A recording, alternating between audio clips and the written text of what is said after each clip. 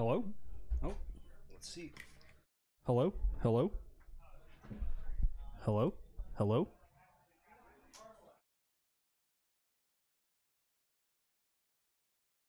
Hello? Hello? Alright, cool. Sound is working. Thank you. Do you know who's playing right now? Casey and Ami? Yeah, it looks like Casey and Ami. His arms. Yeah. Ami, Casey, I think is still on Abs and Traverse. Ami is on KCI. Is he on KCI day? Yep. KCI. That's what I told Mike. Yeah, I just want to put the mic up here.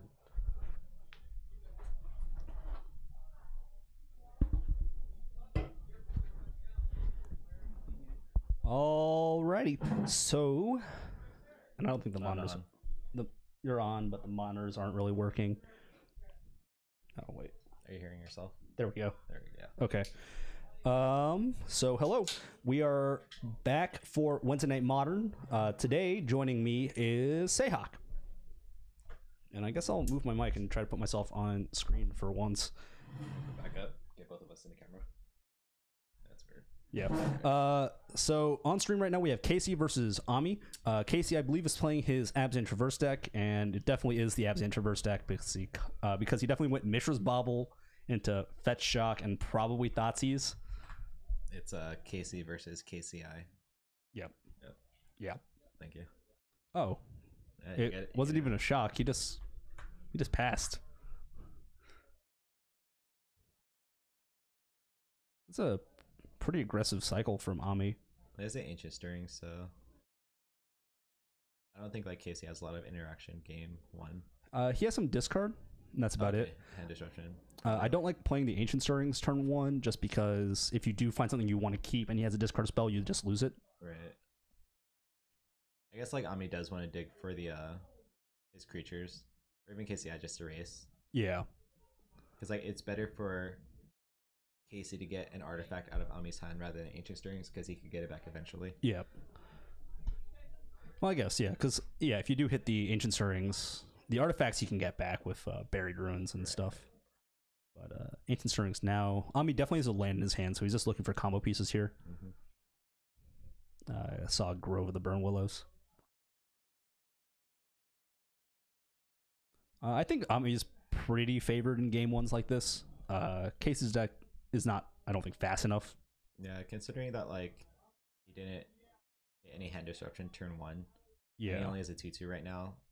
Gives Ami like 5 turns of free play. Yeah, exactly. And he does look like he has a turn 3 Liliana setup, but against Casey, yeah, that's not a particularly effective card. Yeah. Is it Last Hope or it's a Of the Veil? Okay. Is that a Shelter Thicket? No, that is a Grove. That's a Grove. Yeah. Okay, I'm not used to seeing Grove out the Future Sight border. Yeah, I wonder if Liliana Plussing can sometimes help Ami for whatever reason. If it pitches like something that you would rather not cast and just get back to your hand, like another star or something, it could be potentially problematic. But he already has a star in the yard anyways and a Mox Opal in play. For Casey, he should be really scared of Ami's next turn. If Ami does actually have a second Darksteel Citadel, he can theoretically go off next turn. Right. Although it would be kind of hard. Engineering Explosive putting a 0 is nice. But I think he could just sack one Darksteel, sack the Opal. Well, no, because he needs another Darksteel to turn on the Mox Opal right now. Right. That's what I'm saying. If he does play that. So I don't think he has it. So he's still going to be a turn off from being able to combo off then. And we know about the Buried Ruins in hand. I don't mind this Ancient Stirrings. Casey clearly doesn't have a targeted discard spell. Otherwise, he probably would have cast it by now. This feels like the 4th Ancient Stirrings already. He's dug so much. All the cantrips. Looks like he only found a Terrarian.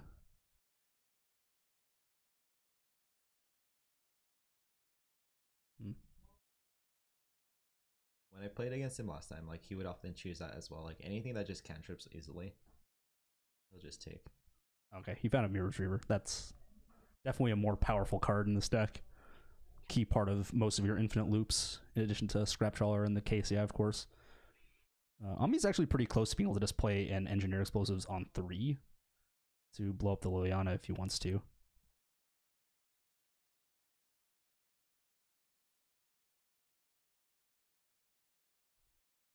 It looks like Casey just has Goif and Collective Brutality, so...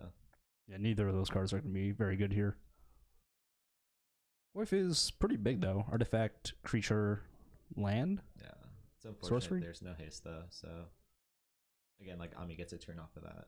Collective Brutality can hit an Ancient Stirrings, but Ami would just play it, right? Yeah. That looks like a Terrarian on top of Ami's deck. Abrupt Decay is not the worst draw, but if you're Abrupt Decaying something, it has to be that Mox Opal.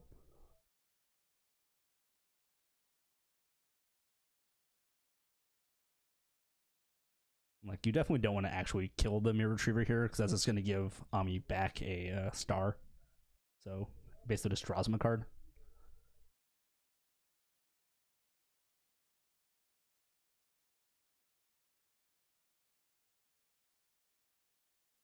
Is he minusing? No. Okay. Brutality.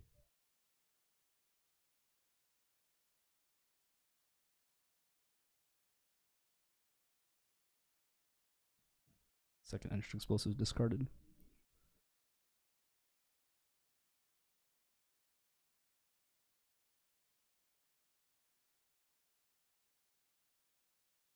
Yeah, Ami's been playing this deck for a while. He's been like messaging the KCI Facebook, asking advice and stuff. Or asking for advice. Yeah. I think he's running a 13-drop Emrakul in his build. The Promise End? Right, and only one Spellbomb. Okay, I think that's fine. Like, you only really need one Spellbomb, because like once you get going, you're going to draw your deck anyways. Right. So it's not like the problem is going to be finding it. I'm not as confident in the Promise End. Promise End is usually going to be, what, 10 mana card in this deck? Let's see.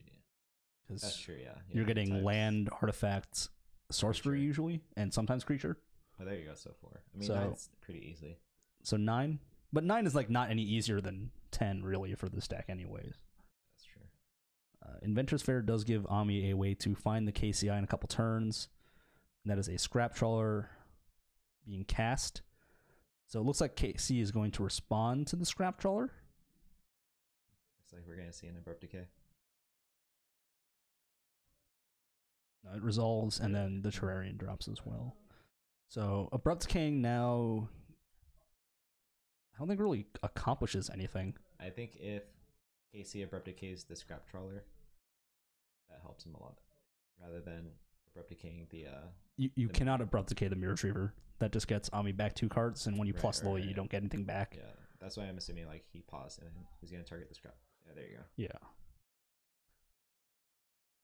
See, now something else has to die for him to get Scrap Trawler, and then it buys him another, 2-3 turns set up. Yeah, it really depends on if Ami top decks a KCI or an Ancient Stirrings to try to find a KCI. Strong.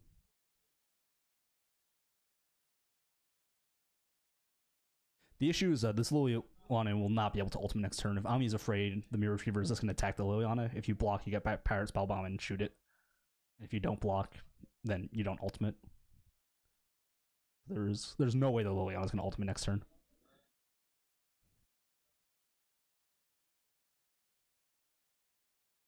Well, he has to. Okay, that's interesting. That's in for. I think attacking is right, because I don't think any of your lines involving blocking make any difference. Correct. Because your Liliana is always going to lose a point of loyalty or 2 in this situation.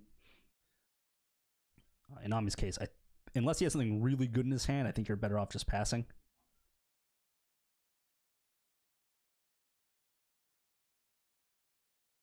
It looks like he drew. Did he actually top deck the KCI? Basically. What a guy. All right. Leaving the Buried Ruin untapped, so he's actually able to get the Scrap Trawler back and recast it. I would have waited to sack the Mirror Retriever, I think. Use the Buried Rune to get back the Scrap Trawler. Why is that? Because when you sack the Mirror Retriever afterwards, you'll get back 2 cards. That's true. Does he have enough to sack and play? I believe so, with the Darksteel Citadel hiding underneath his... If you sack that. Inside of... Yeah, in his lands. I mean, overall, like, there's no interaction, and he already has a loop, it seems, so... Yeah, he gets back the Mirror Retriever here, and that should be an infinite loop. If Ami can demonstrate the loop. Yeah. Sack. I believe he has 5 and a green floating. Sack, 3 and a green floating. Cast Mirror Retriever. 1 and a green floating. Sack Mirror Retriever.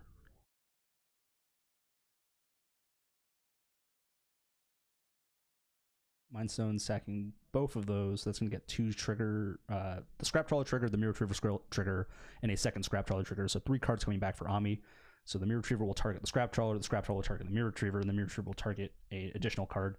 I believe you should have targeted Star there to go off infinitely. But with the Chromatics, with the Mindstone in play, it shouldn't make a difference. Refloating. Well, right now he's showing infinite mana. Yeah. So now you can sack the Mind Stone and that's infinite. I think it's already infinite with the opal, right? You need the opal to net a mana every cycle, but he needs a 1 mana spell to keep the chain going. But yeah, so he's kind of getting there in a more roundabout way. But yeah, this does still work. It's playing with his food. The way the loop works is you cast your Scrap Trawler, you cast your Mirror Retriever, you cast your Chromatic Star, and to cast it, you sack both copies, both your creatures in play to overpay for the cost. So then they'll all trigger at the same time when you crack the Chromatic Star. Mm-hmm. So then the Chromatic Star will trigger getting back a 0, the Scrap Trawler trigger getting back a 2, the Mirror Retriever will trigger getting back a 1 or less, and then the Mirror Retriever will trigger from the Scrap Trawler or on its own effect to get back the Scrap Trawler, and that's an infinite cycle. And it lets you draw your entire deck, generate infinite mana, and with the Power Spell Bomb, that's going to be lethal. And if Casey is going to make Ami play it out, okay then. How's your Amulet matchup against it? Against KCI? Yeah. Not great. Not great. The matchup is a race, as combo decks versus combo decks often are. My fastest draws are much better than what most of KCI can do. My turn 2 draws are a little bit more realistic than KCI turn 2 draws. And if I resolve a Titan, I'm usually in a good spot between having a Bojuka Bog and a... what's the cards? And a Pact Negation. Okay. Beyond, that's true. Yeah, you could bounce the Bojuka Bogs. I can bounce the Bojuka Bog, and if I have like a Sakura Trapscat in play, that's an instant speed graveyard interaction. That's and pretty good. Okay, this is more than infinite. Postboard I have Earthar though. Oh yeah, definitely Casey has a. Well, it'll be a unique sideboard, seeing how Casey's traverse. So I'm assuming he's not playing Rest in Peace. No, so there's no Rest in Peace. I know he has a Gaddock Teeg in his sideboard. Okay, that's good. Ami being on 1 copy of Pirate Spellbomb is going to hurt him a little bit in that regard because you can't use EE to blow up a Gaddock Teeg. Is that a Bojuka Bog or a treasure? I guess it's probably a bog. Oh, and I think Casey also has Kumbal in his sideboard as well. Oh, sweet. And that one's a little bit harder for Casey to deal with because 3 is a little bit more awkward of a number. Right. He has to engineer explosives. Yeah. You might see bolts coming in for Ami if he has them, just to try to beat the Hate Bears. But overall, if Casey can't really draw like the turn 1, turn 2 interaction, I think Ami's still in a pretty good spot. I know Ami is definitely running Psy. Master Thopters. Right. That's how he got me in our previous tournament. Just like making a bunch of Thopters and right. Like I could make him discard all his cantrip rocks all day, but then he just like generates mana off of the top deck. He draws like a cantrip rock and then does that like 4 times, and then suddenly he has like 6 Thopters in play, and it doesn't matter that you got a card out of his hand. Yeah, and he blocked like a champ. So All the Thopters. Yeah, it's gonna be a little bit less good against Casey because Casey does play Grimflare, which has trample, but not terrible still, right? Like if Casey doesn't have Delirium for whatever reason, obviously the Thopters are great. And even when Casey does have Delirium, the amount of Thopters that can be turned out by KCI is pretty high. Like, it's not a small number of Thopter tokens.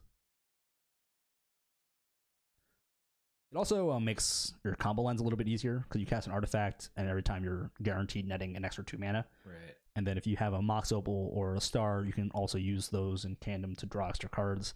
So you can kind of keep the chain going a little bit easier with the combo. So that's like another nice thing about the Sai. Right, it's a little bit faster. Less good game 1 because most of your creatures game 1 are pretty strong against removal. Like if you bolt a Scrap Troll, they don't really care. Right. But if you bolt like the Sai, then it just lives. It's a 1/4. It is a 1/4. If you if you terminate the Sai, then you can be a little bit out of value. But even then, like keeping it terminates against KCI is not. I think 2 mana removal is a little bit too expensive. Yeah, unless it's like an Ancient Grudge or. But even then, like they could just sack it. It's so hard to hate against KCI unless like you bring in Leyline of the Void or something. Like Leyline and Stony Silences are basically where you got to be. And even then, they play 4 copies of Claim and a lot of their cards cycle. So right.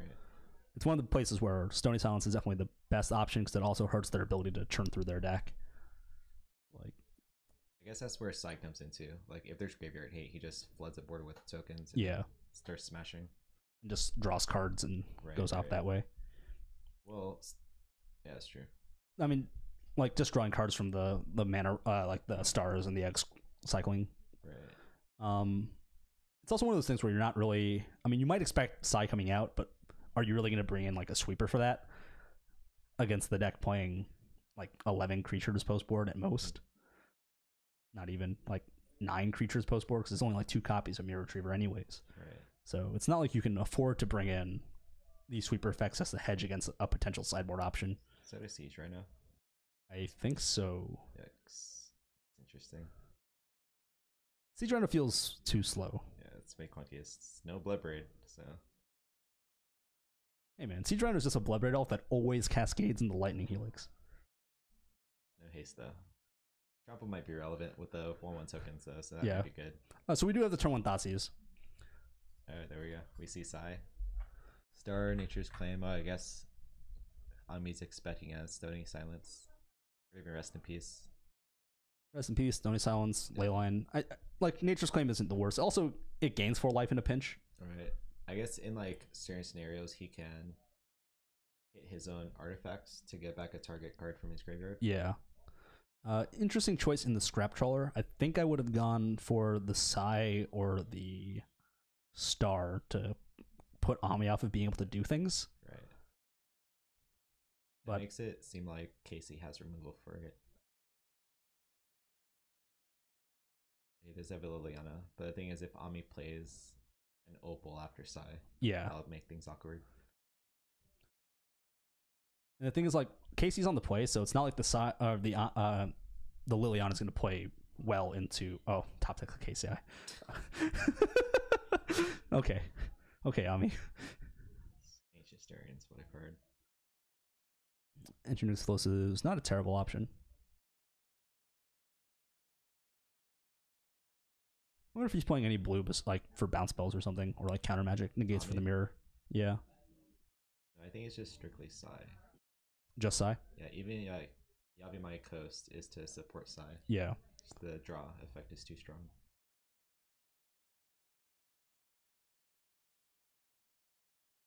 Only 1 mana floating, or no mana floating. He only has the 1 mana for the turn.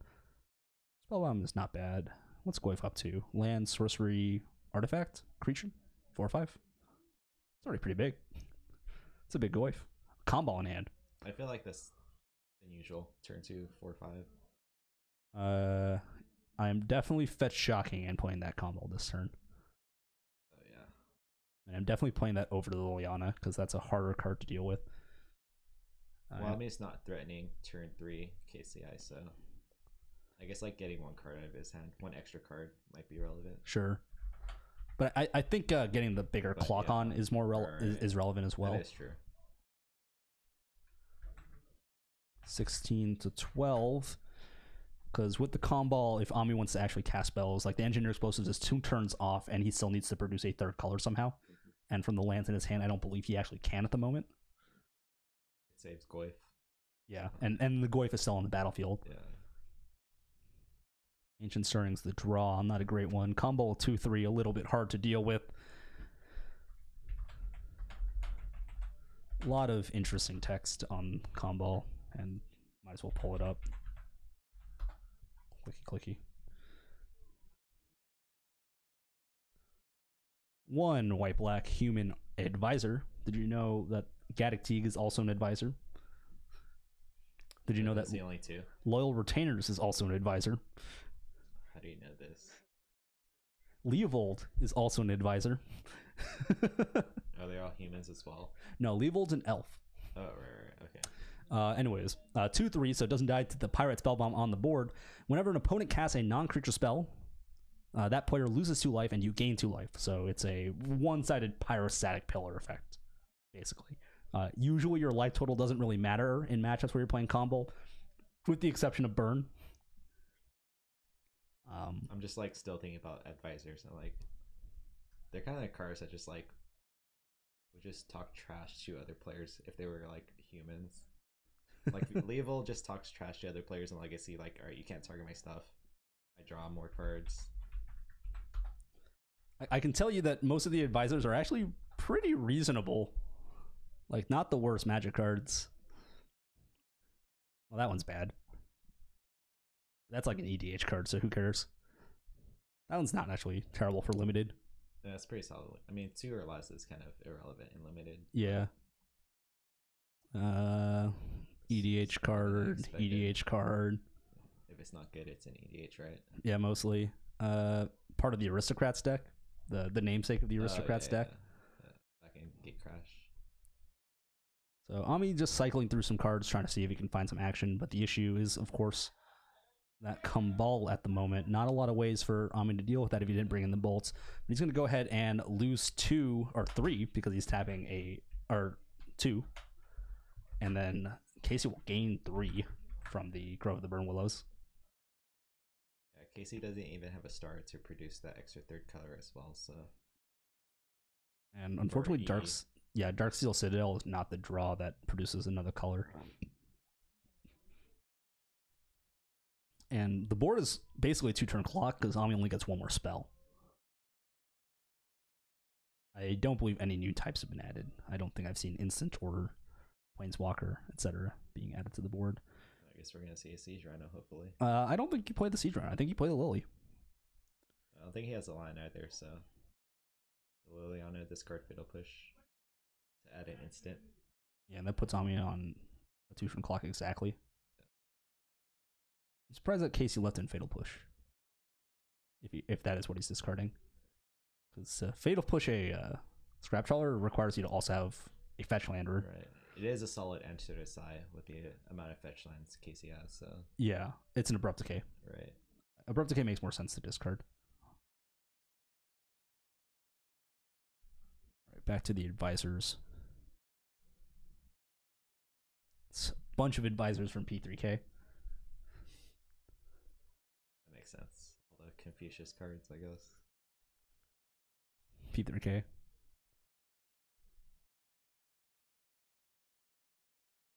So discard Fatal. He did bring in Fatal Push. Okay. And then in for 7 puts Ami down to 7. He has 3 spells to cast to try to get out of it this turn. There's also the Lily on the board, which is kind of problematic, and the Abrupt Decay can also deal with some of the creature tokens. KCI is in hand for Ami, but that's not going to necessarily get him out of this. Unless he can generate like 5 tokens. Does he have an out? I'm not sure. He's pretty strapped on mana too. Yeah. Like, it's nice that a lot of your combo like your enablers are also your consistency because they redraw. Right. When you're aggressively drawing like that, it leaves you with a lot less to go off when you are ready to go. Like, Ami's only play is cast KCI, sack Darksteel, cast Mirror Retriever. And then what? You just block and then. Well, he doesn't even block because the Liliana's on the table, right? Oh yeah, that's true. All right. GG. So there's the KCI.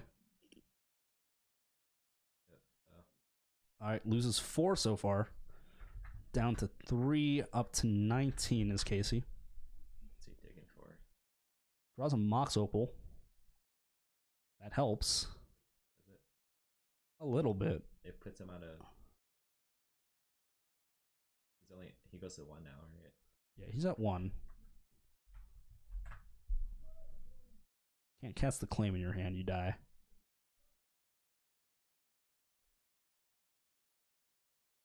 Because he can cast the Psy, cast the Mirror Retriever, and hope he draws into a Scrap Trawler to not die, but then I don't think he ever wins this game. Can you? Well, he can gain a life from Inventor's Fair, I guess, each turn.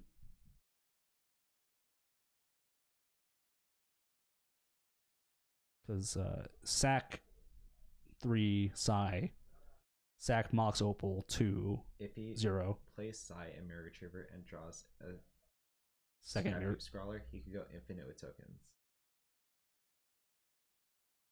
How is he able to go infinite?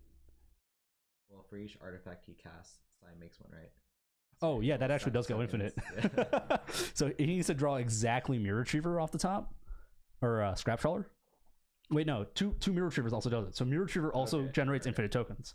Right. That'd be a sweet way to win. So we're looking at 5 outs? Alright. Well, he's at 1 life, so he can't cast Ancient Strings or anything. He did draw a card off of a... Alright, there's the Psy. 2 mana floating. There's the Mirror Retriever. Trigger. I hope he has it in his hand or something. I see a Buried Room, but he's already made a land drop for the turn. So that means he is dead, because the 2 cards in his hand are Buried Ruin and Nature's Claim. Wait, he could block twice. Or he could block both right now. But there's an Above the King Case's hand. Okay, right. Yeah.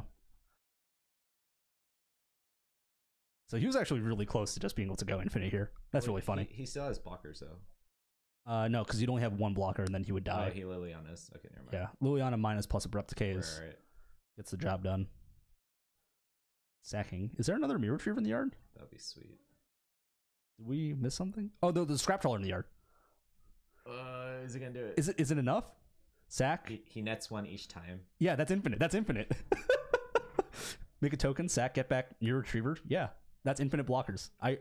That was Thoughtseize in the first turn of the game. That's so funny. Oh no, he has Rhino. If he draws a line, he can play Rhino. Yeah. Okay. So we have an out for Casey right now. Okay. Can we just announce a loop and then move on with our life? Casey's like, yeah, I have outs. Land. 24 in the deck. Come on. It does need to be exactly land though, and he does have all the colors he needs already, so it just needs to be any land. Correct. This is great. Infinite loop. Every cycle he nets 1 Thopter and 1 mana. So just make 85 tokens or something. He's announcing 30. Soul Sister and play. Just send a message loud and clear. All right, so Casey's on land or bust. I'm assuming each 6 represents a thousand. That's a land. So... Oh no, that was Thoughtseize. That doesn't count. Brutal.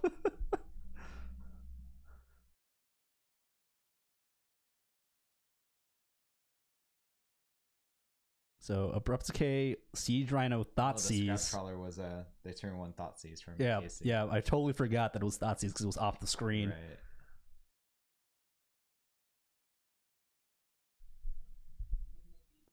Yeah, there's no land in Casey's hand. And he is just dead to the Thopters on board. So his hope now is that Ami taps his Yavamayakos for mana, or casts a non-creature spell before combat.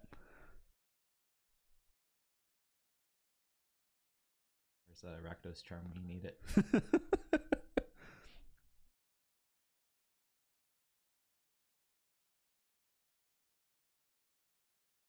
I would have made more Thopters.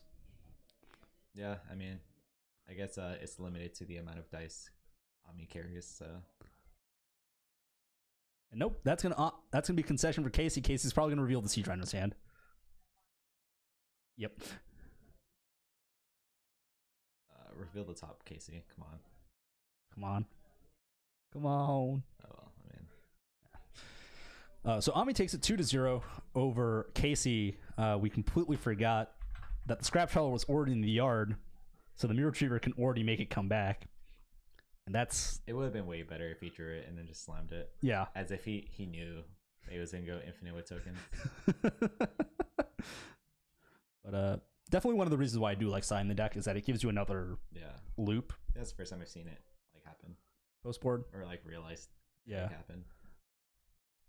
And it does make sense that you wouldn't want to main deck it just because it turns on a lot of otherwise pretty poor removal from your opponent. Things like terminates and stuff where they normally have very bad targets. In this particular case, they would have a really good target in the Sai. Also, game one, I think you want to maximize your consistent combo over like this backdoor combo. But KCI still looking like a good deck. Sometimes you just get there. I hope he wins like that more often. Just like going infinite with Sai. And the best way is to beat. So, if you were playing today, what would you be playing? I was going to play Burn if I wasn't commentating. Burn? Yeah. I need to take a break from Jund. But I feel like Burn's well positioned overall right now. So, like, you probably don't mind your KCI matchup. As long as like I hit Eidolon, but they could spell bomb it. And yeah, like so those are both kind of rough. Humans is fine. It's like a 50-50. Like sideboard, I have Rest in Peace and Stony Silence against KCI decks or graveyard based decks. So you have a little bit more like dedicated anti combo kind of cards. Humans is alright. I do run Ensnaring Bridge on the side. Okay. What else is there? I guess I could run Damping Sphere, but I don't feel like I should clog up the slots. I think the problem with Damping Sphere against KCI is that it's another 2 and doesn't actually play at all against engineered explosives. Like it's like, okay, I'll announce X is 0 and then tap red and green anyways. It's like 2 counters and they're like, yep. Sunburst is Ami does bring in a Nature's Claim anyways. Yeah. Like it hits both Eidolon and his own artifacts to gain life. Yeah, and then it'll randomly hit your Stony Silences and stuff. So you might as well not commit harder, I guess, to those kind of things. It's just a race. Like he has no creatures that block like Goblin Guide until turn 3 or whatever. Like you can play a Mirror Retriever on turn 2, but it's not really going to get anything back. Right. What else is like your blue-white control matchup is fine. Yeah, I just need to dodge timely reinforcements. That's pretty much it.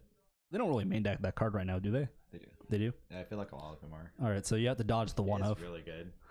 It's insane. You have to dodge the one of. You love casting it? Yeah. I remember watching I think it was the SCG stream or some modern big event, and it was this burn player versus blue-white player. The blue-white player was at 19 life. The burn player was at a higher life, I believe. I think he was just at 20. Okay. And the blue-white player has timely reinforcements in his hand. Sure. And he would have. Did the burn player? There was no way the blue-white player is gonna get value out of playing it right now, but the burn player plays Eidolon. So, oh no, the burn player was at 19. Okay. And the blue-white player was at 20. Okay, so then, because he played Eidolon, he cast timely. The trigger happens, and then on resolution, he checks life and creatures. Nice. Of course, the true justice is following that. The burn player goes Skullcrack you, and then the game ends. Right. But I mean, like turn 3, go to 26 against burn, get 3 creatures. That's pretty solid. Yeah. When I play against burn with Amulet, I'm just like any hand that has like an opening hand Radiant Fountain, I'm usually feeling pretty good about. Oh yeah, definitely. Just like going like turn 1, I gain 2 life, and they're like, "What are you doing?" The answer is playing bad Magic cards that somehow made a good deck. I wanted KC to win that one. It's an interesting matchup. I think Casey's deck's a little bit too slow and doesn't have enough points of interaction. Right. I mean, we did see combo though, so Yeah. I mean, Ami did go to 1 life, Yeah. and he did win off of a Failed. really rare infinite loop right there. Like, I think a lot of things did go right for Ami. Casey could have drawn a land, the game would have ended. But on top of that, like Casey's point of interactions are like Liliana, which isn't very effective, and Thoughtseize, which can be effective but isn't always very effective. Because a lot of the cards just redraw or buy back things, so it's not like Thoughtseize is the end all be all against KCI. I think it's because he kept in Fatal Push. That's I'm not sure about that Fatal Push. That it could have been a land like that he had instead. I'm not sure what he cut, but I'm surprised Maybe it was a land. It was a land. The Fatal Pushes are still in the deck. It's like, what are you Fatal Pushing? I think it's way too hard to consistently Fatal Push a Scrap Trawler. Like, yes, your deck is playing like 12 fetch lands, but do you really just want to like play a fetch land and pass? Yeah, to try to. That's very interesting. I don't know. It seems a little bit too y'all to have the Fatal Pushes in the deck afterwards. Like, it's a lot of negative tempo. Just go fetch land, pass on their combo turn. Like then they play the Scrap Trawler and you're like Fatal Push, and they're like, okay, Barrier Rune it back, and it's like that was good. That was a useful Fatal Push. That did something. Mm-hmm. I'm gonna scope the field to see who can we put up next. All right. I do think that's probably close to it for round 1, though. Yeah, right. Yeah. So Seyhak gonna go on an adventure. Yep. And I guess we'll be back shortly with hopefully more players. Maybe another one this round.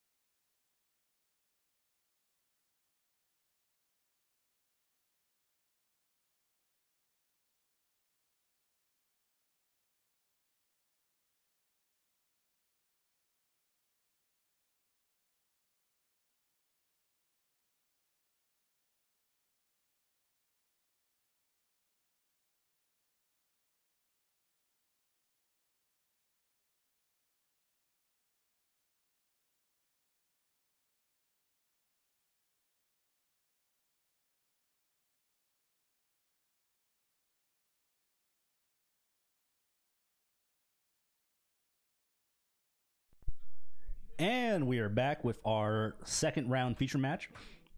Chamrong, yep, still got to update that one. Chamrong versus Carlo, which is, I believe, blue-white control played by Carlo versus Titan Shift for Chamrong. This matchup is pretty favored for Chamrong, I think, right? Like, that's been my thoughts. True. Yeah, like, Carlo can't beat land drops unless he Fieldy ruins every turn. I think the issue is, like, it depends on how many copies of Valakut Chamrong is playing. If he's playing the full 4, I think Carlo's a little bit screwed. He is running 4. Because you just kind of put them into play, and at some point you realize that every card in Titan Shift is a land or a card that finds lands. Mm-hmm. And, like, you start having to counter their, like, search for tomorrows because that just represents lethal damage. And, like, Jace as a win condition doesn't matter because you Fate Seal at the top of their deck and, like, they all do the same thing. So I think this matchup is pretty good for Chamrong. Unlikely that he wins the game casting Escape Shift or Primal Titan, though. Right. It is Chamrong's day, like, 3 or maybe tournament 3. He just finished this. Although, do you want to know an interesting story about these two players and these two decks? What? All of these cards are mine. Both decks. Chamrong and I share cards, and I lent Carlo your blue-white control deck? My blue-white control deck, yes. So it is me versus me in spirit. So you're telling me, regardless of who wins this match, you are the true winner? Somewhat, I guess. Your cards have won. Yes, there you go.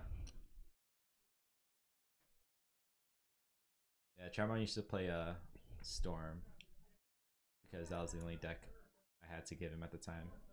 Then he decided to go to Escape Shift. He did pretty well at the GP though, right? With Storm. I think so, yeah. He did make day 2, which is impressive for him, considering that he doesn't play a lot. Yeah, definitely a matchup I think is favorable for Titan Shift. They don't have to cast a single spell to win the game. Mm-hmm. And they are going to cast spells and make them counter it. The best way to play is to do nothing. Yep. Which one is that land? Cinderblade. I was going to say Game Trail, but that's definitely wrong. Getting some ramp out early. Soccer Tribe Scout coming down. Let's see if Chamrong attacks like a champ. I mean, you definitely attack, right? Like, yes, he's going to attack. Did Chamrong draw a Farseek, it seems? Immediately fetching. Down to 19. Chamrong's life total less relevant. He does have a Wood Elves in his hand, so maybe he's going for that. I think you attack first, though, right? That is true.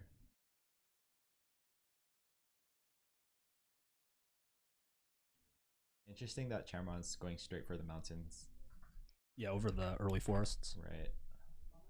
What else? Oh, and Carlo's letting this resolve. I mean, like, the cards Carlo wants to counter are Escape Shift and Primeval Titan, so everything else is kind of irrelevant. Yeah. Oh, I just saw 3 Valakuts just, like, stacked on top of each other. I get that, but you do run into risk of, like, if Chamrong does draw Valakuts and he does have 1 in hand, you do just lose the game for not countering these spells, right? Right. The thing is, like, does Chamrong have a Valakut in hand? I feel like he does. Like, he absolutely has a Valakut in hand. In 2 more turns, Valakut's already active on turn 3. Valakut's active next turn if he has a mountain. Right. His hand, correct. And he's targeting, Carlo's targeting himself.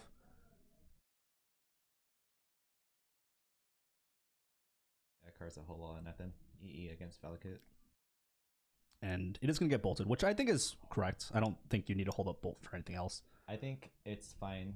Well, I think it's fine to hold it in hand because if Carlo blocks Wood Elves, sure trade, and then Carlo's taking 2 more damage compared to the 1. So I would have gone straight to the face at that point. And eventually, like, Valakut takes care of the creature anyways. Yeah. So starting with an attack for 2.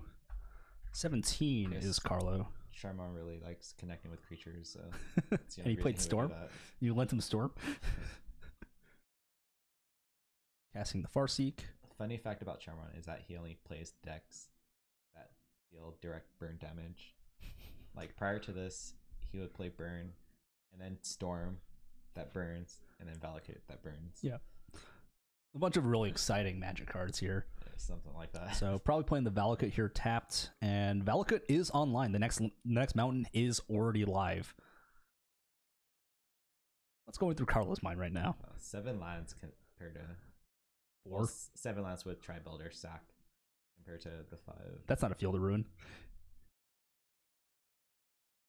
Imagine if Shamron just top decks like a second Valakut here. Oh yeah, That's his game, right? Like sick. Letting Shamrock untap. Forest is not a land that taps for red mana. Looks like Shamron has Scape Shift as well. I don't even know if you jam it. Does it? I don't think it matters. I mean, you could threaten it. Search for Tomorrow? Are you gonna Cryptic Command Search for Tomorrow? That hard cast. The answer is no. So this is 3 damage going upstairs. Mountain. Shamron always doing things the hard way.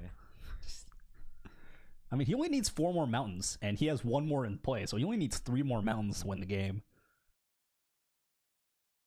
I think I would like running out Cryptic anyways, Scape Shift, so that I could run Carl out of cards. Sure. I would consider Crypticing for Carlo to bounce the Valakut on one of these turns, potentially. But Shamrock's actually been pretty good about sequencing. He's waited to play the land until after he's cast all of his spells. Right. So he doesn't ever get bit by that kind of sequencing. Well, Carlo could have bounced the mountain right now and make him sack the Tri-Builder, which would have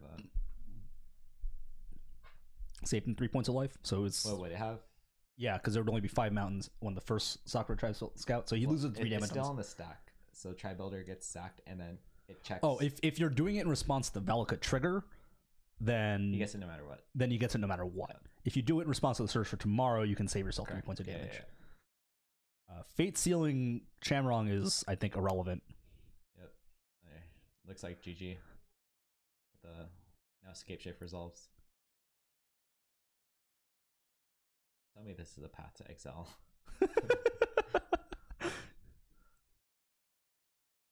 One mana. It costs 1 mana. It's like a removal spell, right? Carlo has Oust, and yeah, there's an Oust. You can oust his own Snapcaster Mage to gain 2 life. But yeah, that is definitely Escape Shift his hand. That or Primal Titan, that also gets the job done. Easy peasy. 2 more Valakuts. Sacks Tri-Builder. 9 damage. Yep. No, you just get a Valakut plus Mountain, right? Because that's his representing lethal. 12. Yeah, correct. You're better than I. All right, sack. Carl's gonna have to oust his own Snapcaster Mage. No, he's just gonna concede. Well, Oust is a sorcery. Is it a sorcery? Yes. Oh man, that card is so much worse than I thought it was. It's either Oust as a sorcery or Condemn as an instant, but that has to be attacking, right? All right, so pretty easy game for Chamrong. He cast like 2 relevant spells, and then Carlo tapped out once and died. So you know what's in both of these sideboards, I'd imagine. Is Carlo playing Runed Halo? No, he is not. This might be very hard for Carlo. He is not, because I still have my 2. That is one of the better ways for him to deal with it. However, because of the Planeswalker rule changes, it cannot protect your Jaces anymore. Correct. So I don't think he can still win the game even if he has a Runed Halo in play. He could. That is true. Yeah, he has nothing. He does have Crucible, so if he does draw Field of Ruin or Ghost Quarter, he could start trying to lock Shamrock out. Plan, yeah. The thing is, like, there is so much rampant Titanship that sometimes it's irrelevant. Yeah, and if you go for that plan and you don't have the removal spell and they just cast a Titan, you could just lose to the 6/6. Right. I mean, it is awkward to keep him path to exiles against a Valakut deck, but it looks like he's keeping those in because they are solid answers to Primeval Titan. I guess like 3 damage is a fair trade-off. I think a lot of the sweepers are coming out because I saw him cut 2 copies of, or he cut the Supreme Verdicts and a lot of Terminuses, as well as the Engineered Explosives. Because I believe Shamrong is not on Prismatic Omen. No, he is not. I talked him out of it because 1, it is expensive and I don't want to spend a lot of credit on that. And 2, it's only really good for like a turn faster. 4 Escape Shift kill. That's like really it. Like it's honestly, it's rare that happens. Like sure it happens, but it is still rare. like you basically need to go turn 1 Suspend, turn 2 Prismatic Omen, turn 3 second Ram Spell, turn 4 Scape Shift. Right. And that's the only way you can really get a kill that way. Otherwise, it's 7. Escape Shift on 7 is just as good without Prismatic Omen as it is with Prismatic Omen. Still gets the job done. Mm-hmm. I know Chamron has a Tireless Tracker, which is good against blue-eye control. Yeah. He's wearing like Obstinate Balots and stuff, but I'm assuming he doesn't bring that in. I think he has Thrun as well. Thrun is interesting. Since blue-eye control has kind of shifted over to more copies of Terminus, though, it's definitely lost a lot of value here. Right, definitely. Like, if it was just playing Supreme Verdicts and such, you'd be okay. But the thing is Terminus worth keeping in against Valakut? I would say no, but it looks like Carl left in 2 copies. One, but at least 1 copy, maybe 2. But I think that's trying too hard to get him. I feel like setting up a Terminus to hit a Thrun is way worth it if you're not Terminusing my Primeval Titan. Exactly, right? Like, if you're going like turn 4 Thrun, they're like, guess I have to Terminus this. Yep. You probably are winning that game. You could turn 3 Thrun, right? Unfortunately, cannot turn 2 a Thrun. You can in Ponza. You could turn 2 Chandra, Torch of Defiance, or Bloodbraid in Ponza. I can't imagine blue-eye control beating a turn 2 Chandra very often. Yeah. I mean, they do have like Celestial Purge for Blood Moons, I guess. That's like the only thing. Cool. Disenchant. Yeah, right. Just play factual disenchant. Well, like Celestial Purge hits Census Rider, Rebooter, I guess. Some people bring it in against humans. Sin Collector. Sin Collector's a good one. Like, what are you gonna do? Sin Collector trigger on the stack, Celestial Purge it, and they're like, all right, look at your hand. I'll take that one. Right? Yep.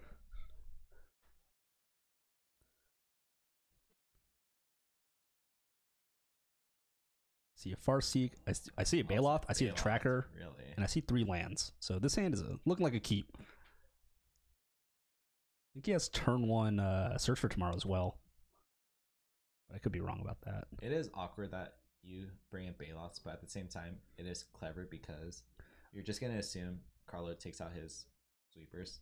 Yeah, and just putting more dudes on the board just to pressure your opponent's life total. Like, if Carlo has to path a Baloth, that's a win. Perfectly fine. That's I take a card, I ramp, and gain 4 life.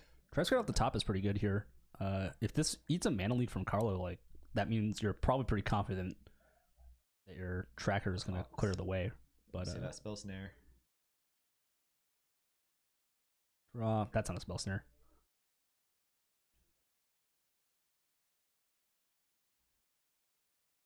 So in that case, you're probably not casting Tracker this turn, right? Like, you're just casting the Farseek. No, I think you can. Because you think you still go for it? You still get the 1 from the Sakura Tribe Scout. So right. What else is that's good enough. Definitely more exciting here. This is like an exact.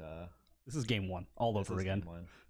And it's resolving. All the spells are resolving still. So it's the exact same cards too. He only runs 1 of each creature in his deck. So is there only 1 Tribe Scout? No. What? Could you imagine that? My mind would be blown. Gets the Cinderglade untapped because Wood Elves is an old Magic card.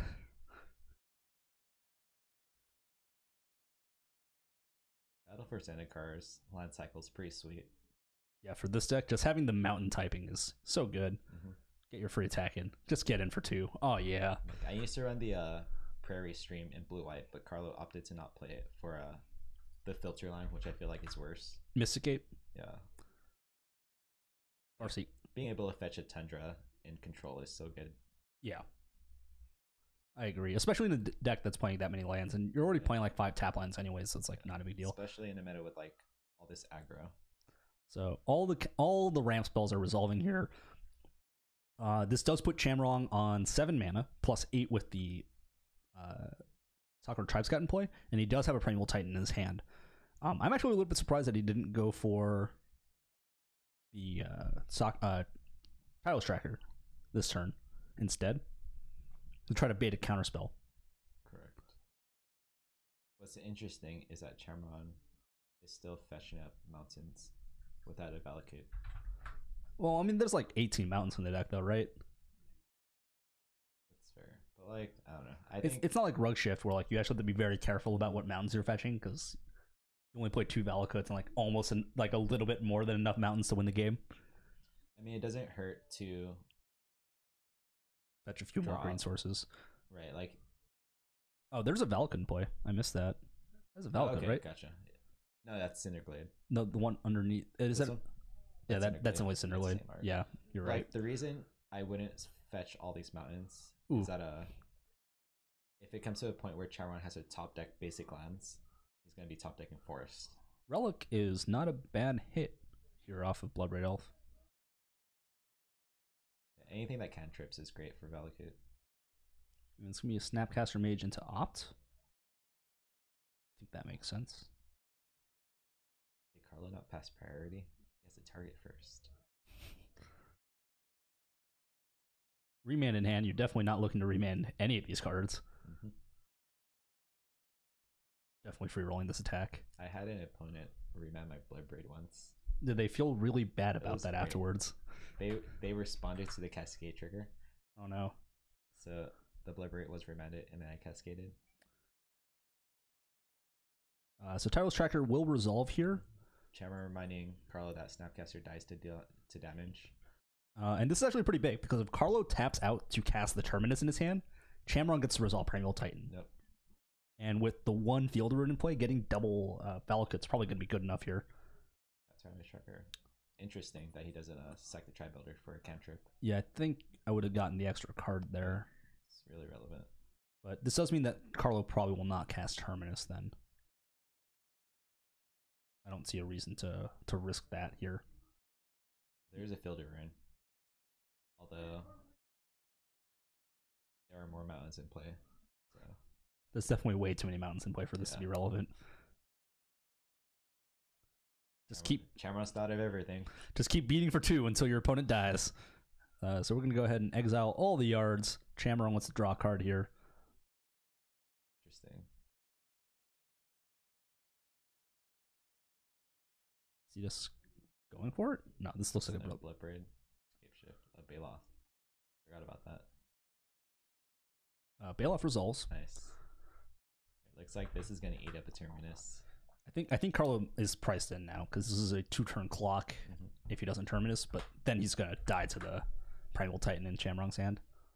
I would not play the land if it's a mountain. Fetch land is fine. Second Pat's exile. Maybe not. Maybe no Terminus then. Yeah. There's like 4 basic forests in the deck. What's his 4th card? I see Island, Terminus, and something else. Is Carlo Fielder runing this turn?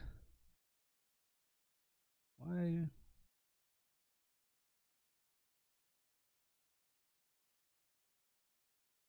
That looks like a Scalding Tarn drawn for turn. Like, see a Terminus for sure. I'm not sure what the rest of the hand looks like. Flooded.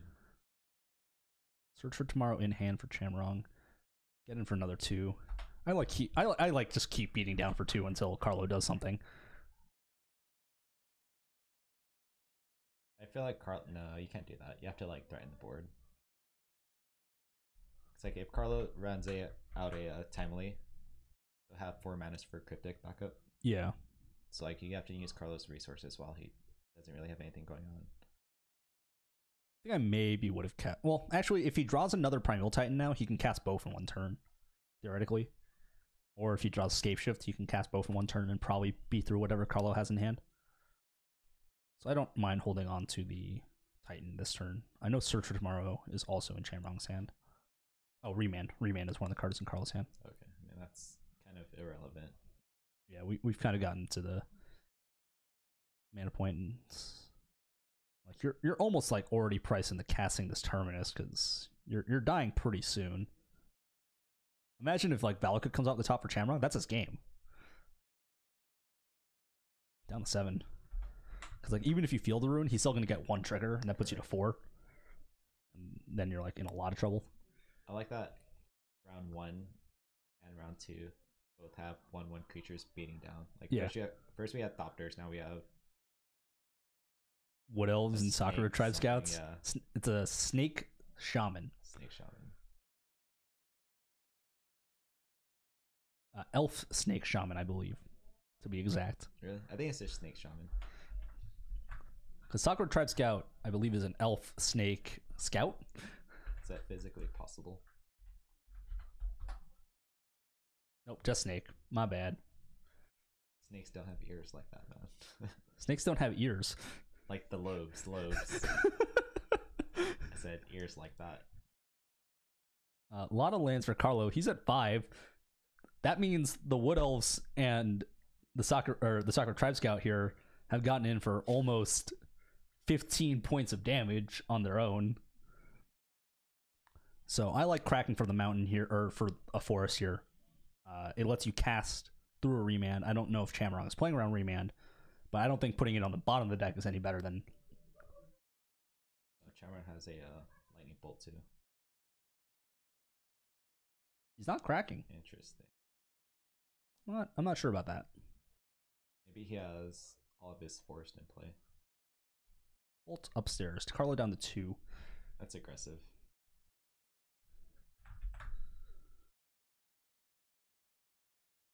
This does mean Valakut off the top is lethal, just because with 3 fetch lands in play, it's always going to be good enough.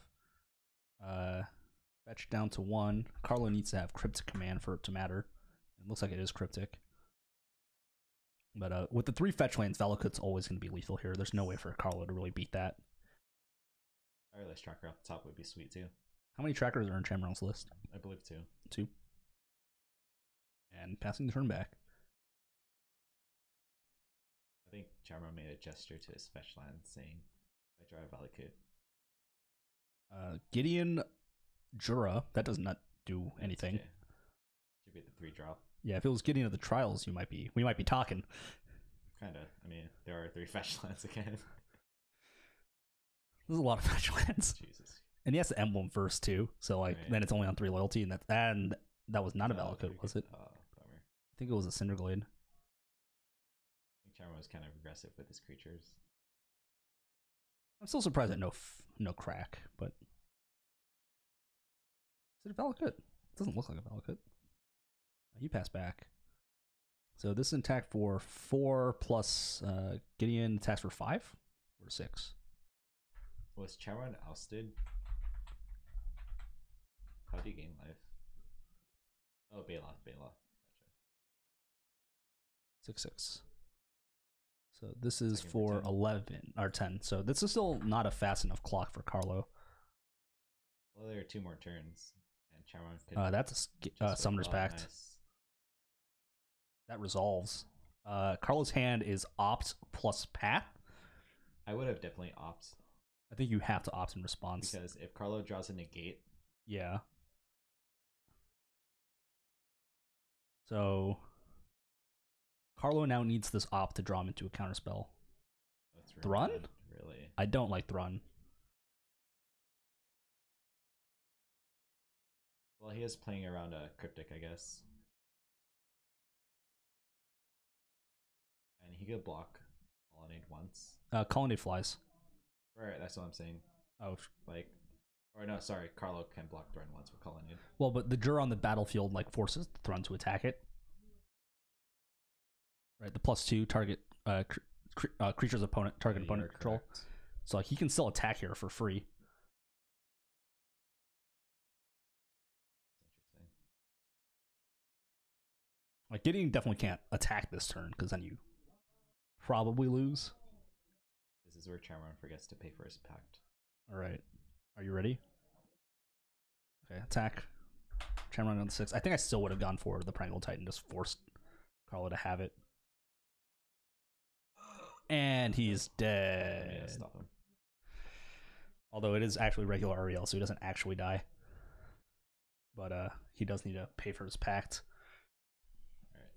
You may stop him? Yeah, yeah, we gotta go stop him and make him pay for the pact. But it's regular Ariel, so he doesn't actually lose the game.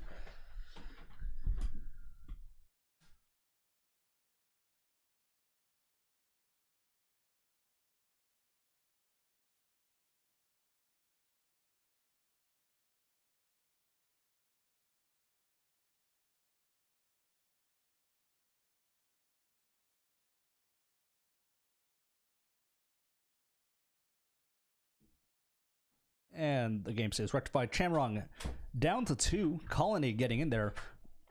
which means Valakut off the top might not be good enough anymore.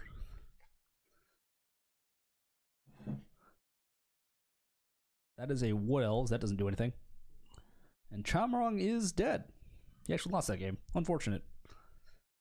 I think the Thrun for it. Like, yeah, that was. I think the Thrun is like problematic because the Thrun never wins you the game in that spot. Mm-hmm. Like, and yes, it's an uncounterable threat, but if Carlo didn't have counter magic, which he didn't have it in his hand, the Primal Titan just wins the game. I feel like right there you have to go just all in. Yeah. Like, Carlo only has 2 cards in his hand, right? Like, how likely is he that he guarantee has another counterspell there? Mm-hmm. Right, especially one that works, because it basically has to be Cryptic Command, because I don't believe Carlo is on Logic Knot. Does your man force Chamron to crack his fetches? Forces him to crack 2 of the fetches. Okay. Which means the Valakut still plays. Because Valakut plus Mountain is still lethal.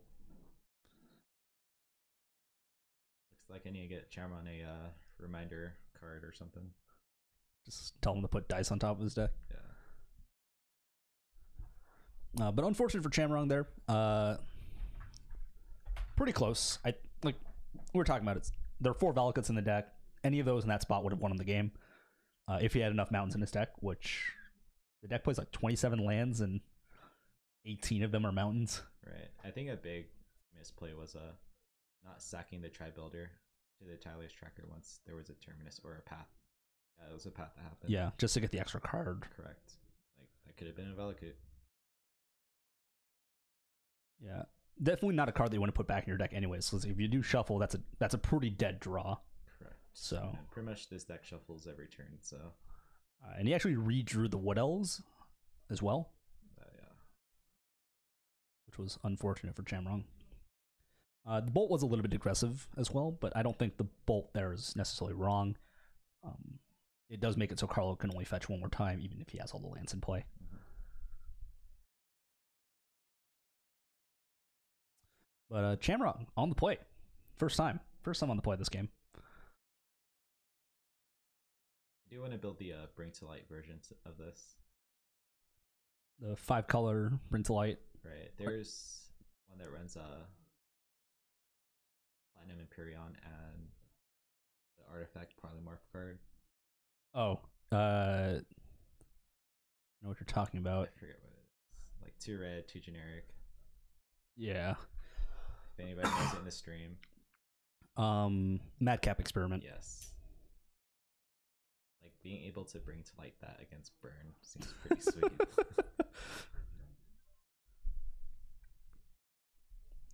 Chamrong down to 6. Didn't like his opening 7. Looked pretty land light. I think there was only like 1 or 2 lands in there, and I don't think either of them were green.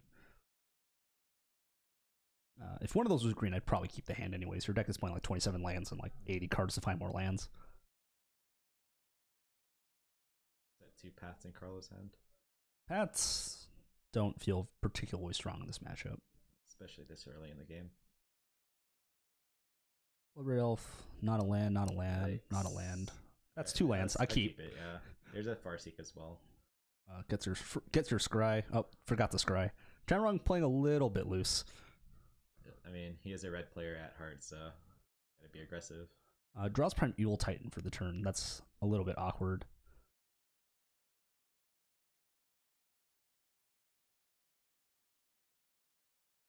Definitely looking just to draw running lands now for basically the rest of the game. Yeah, if he does, he gets to hit Bloodbraid. Yeah, if he top decks an untap land here. Into another ramp spell. So the only land that doesn't play for top deck is Cinderglade. Cinderglade, yeah. So I actually think I would have considered getting a basic mountain to make sure that every land you draw lives the Bloodbraid Elf. Well, the thing is, if there may be a situation where like he might be stuck on 1 green For Scapeshift or something. That makes sense. Well, like Primeval, because that'll be the next spell he plays after Bloodbraid. Yeah. That's like NS concept from Carla. So let's see if Chamrong draws the land. It'd be pretty good if you can hit land into Bloodbraid into... that's another Primeval Titan. I think the worst thing Chamrong can cascade into is Lightning Bolt. Yeah, but if you can hit... Like, everything else is a land, right? So... aside from Tyler's Tracker, but... Sure. Like, but I think you would accept the Tyler's Tracker. Bolt, yeah. Like, it's definitely less preferable than like a Search for Tomorrow or a Scout or a What Else. What Else probably being the best thing that you can hit. That's a tracker, but no land to go with it. Are they playing this one out though? Because if Carlo doesn't have a mana leak, he has to. Yeah, Spell Queller. That one's pretty brutal. You know, it kills it. Lightning Bolt. I don't think Shamrock has one.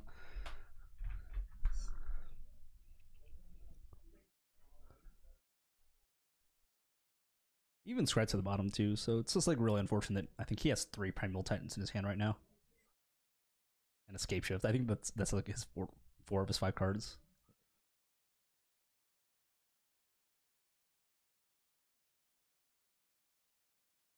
And for 2, Shamrock at 18. That doesn't look like a land. Mercy. You negate this. Yeah, you absolutely negate this. Because you know your opponent's just top decking, right? Like, he needs to top deck lands to keep winning, keep being in the game. I get wanting to flip the Search First concept, but I think I still would have kept the Field Ruin. I think it's fine. Like, I think he's just digging for like counters and whatnot. Carlo just Fate Seals him. I don't think Fate Sealing mattered. I don't think I would Fate Seal Shamrock. I think I would Fate Seal myself. Yikes. It's about as unfortunate as the deck goes, right? Like, drawing all 4 Primal Titans. To be fair, it's kind of irrelevant to Fate Seal yourself, seeing how you have Search for his concept. Like, you're kind of already doing that. I mean, yes and no. The issue is the vast majority of the time, Fate Sealing your opponent doesn't do anything, right? Like, something like 70% of his deck is cards that are lands or finds lands. Fate Sealing yourself at least makes you, like, it gives you another look, right? But it looks like Shamrock is not going to find any lands for the rest of the game because getting very unlucky here. That's a Summoner's Pact. You just cast it. You have to. You let this resolve, and then you counter the Scout that he plays afterwards. Yep, and then Shamrock loses to the Pact Trigger. Yep. That's how this game goes. Like, you can search What Else. It honestly doesn't matter. I actually probably What Else is preferable because you play around Spell Snare, and yeah, that's game. So, unfortunately for Shamrock, cannot find any lands in his 27 land deck, nor enough cards that find lands in his 27 land deck. Unfortunate, but it happens. It does happen. Game 2, I think Shamrock played it too safe and went for a line that I don't think can ever win him the game in time. I feel like he went a little aggressive with the amount of creatures he was deploying. I think deploying like the 1 extra creature return wasn't that big of a deal. I think not deploying or not searching Titan was the bigger mistake. Correct. Definitely that's what lost him the game. Because if he does bring in the Titan, search the Titan, Carlo has to top deck exactly Cryptic Command, given his current list, or Snapcaster Mage. He does have those 2 options to also win the game in that spot. Actually, I don't think he had mana for Op Snap Cryptic. I think like the bigger thing as well is Terminus happened before Thrun. Yeah. So you know he has an Astro Thrun. Aside from Cryptic, tap him down. There are a lot of issues I think with Thrun because like you aren't racing the card on the table and the Gideon hasn't checked. So like unless you're hoping Carlo makes a mistake, I think even getting Bloodbraid Elf was a better selection in that spot. It's true though. I feel like Thrun is better in meta considering it's slow against every other deck and blue-white runs Terminus. Yeah. Could be decent against Jeskai, but they just bring you out. He's running Hazard. Kurt Sweet. I don't think the deck is playing enough cheap cards to make Hazard very good. That's true, I guess. And it's still weak to like Path Exile and the other cards that are pretty good against your deck anyways. But so Carlo takes it 2-1 over Titan Shift in I'd say like a 70-30 in favor of Titan Shift. I think that's a fair assessment of the matchup. Yep. Looks like Shamrock just experienced the bane of all Magic players in not drawing the right cards, which are lands. He just drew 4 Primeval Titans instead. So I believe that's gonna be it for this round because this actually took quite a long time. I think it's like a 35-minute game match, which is probably amongst the slower ones. I think Carl's one of the only players on control today.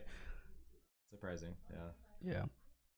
So we'll see if we have a backup feature match. I don't think we do. I could hunt for one. Yeah, and if we don't, we'll be back with round 3 with another group of players. Maybe Carlo again. We don't know yet. So if there's a yeah. Let's see.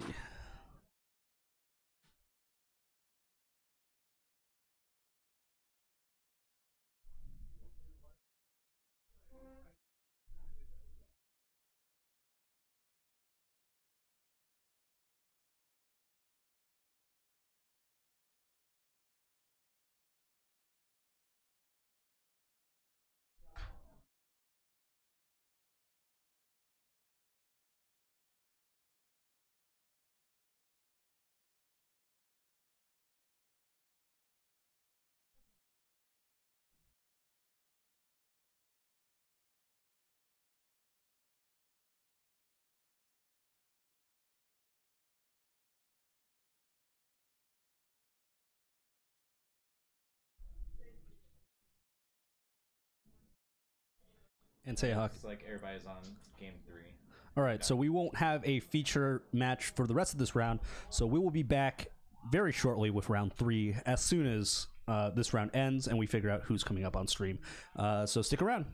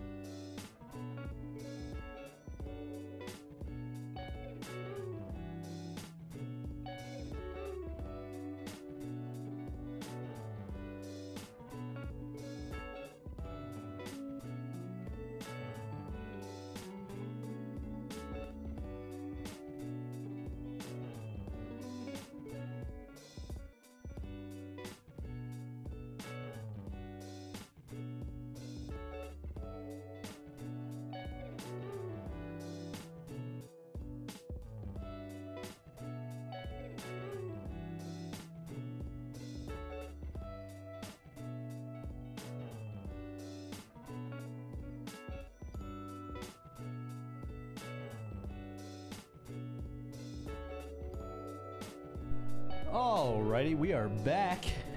Seyhak coming in shortly. We have Mike Larson on Bant taking turns versus I actually don't know who is his opponent. Let me check.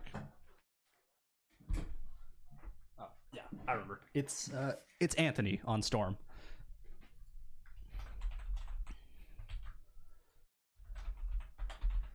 Storm round 3, game 1.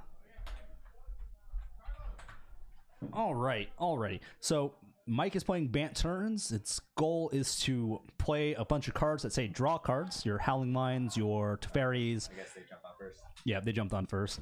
Your Howling Mines, your Teferis, your other random assortment of draw cards. Search for Kanta, and then looks to take all the turns. Just looping Nexus of Fate, Time Warp, Part the Water Veil, etc. until your opponent dies.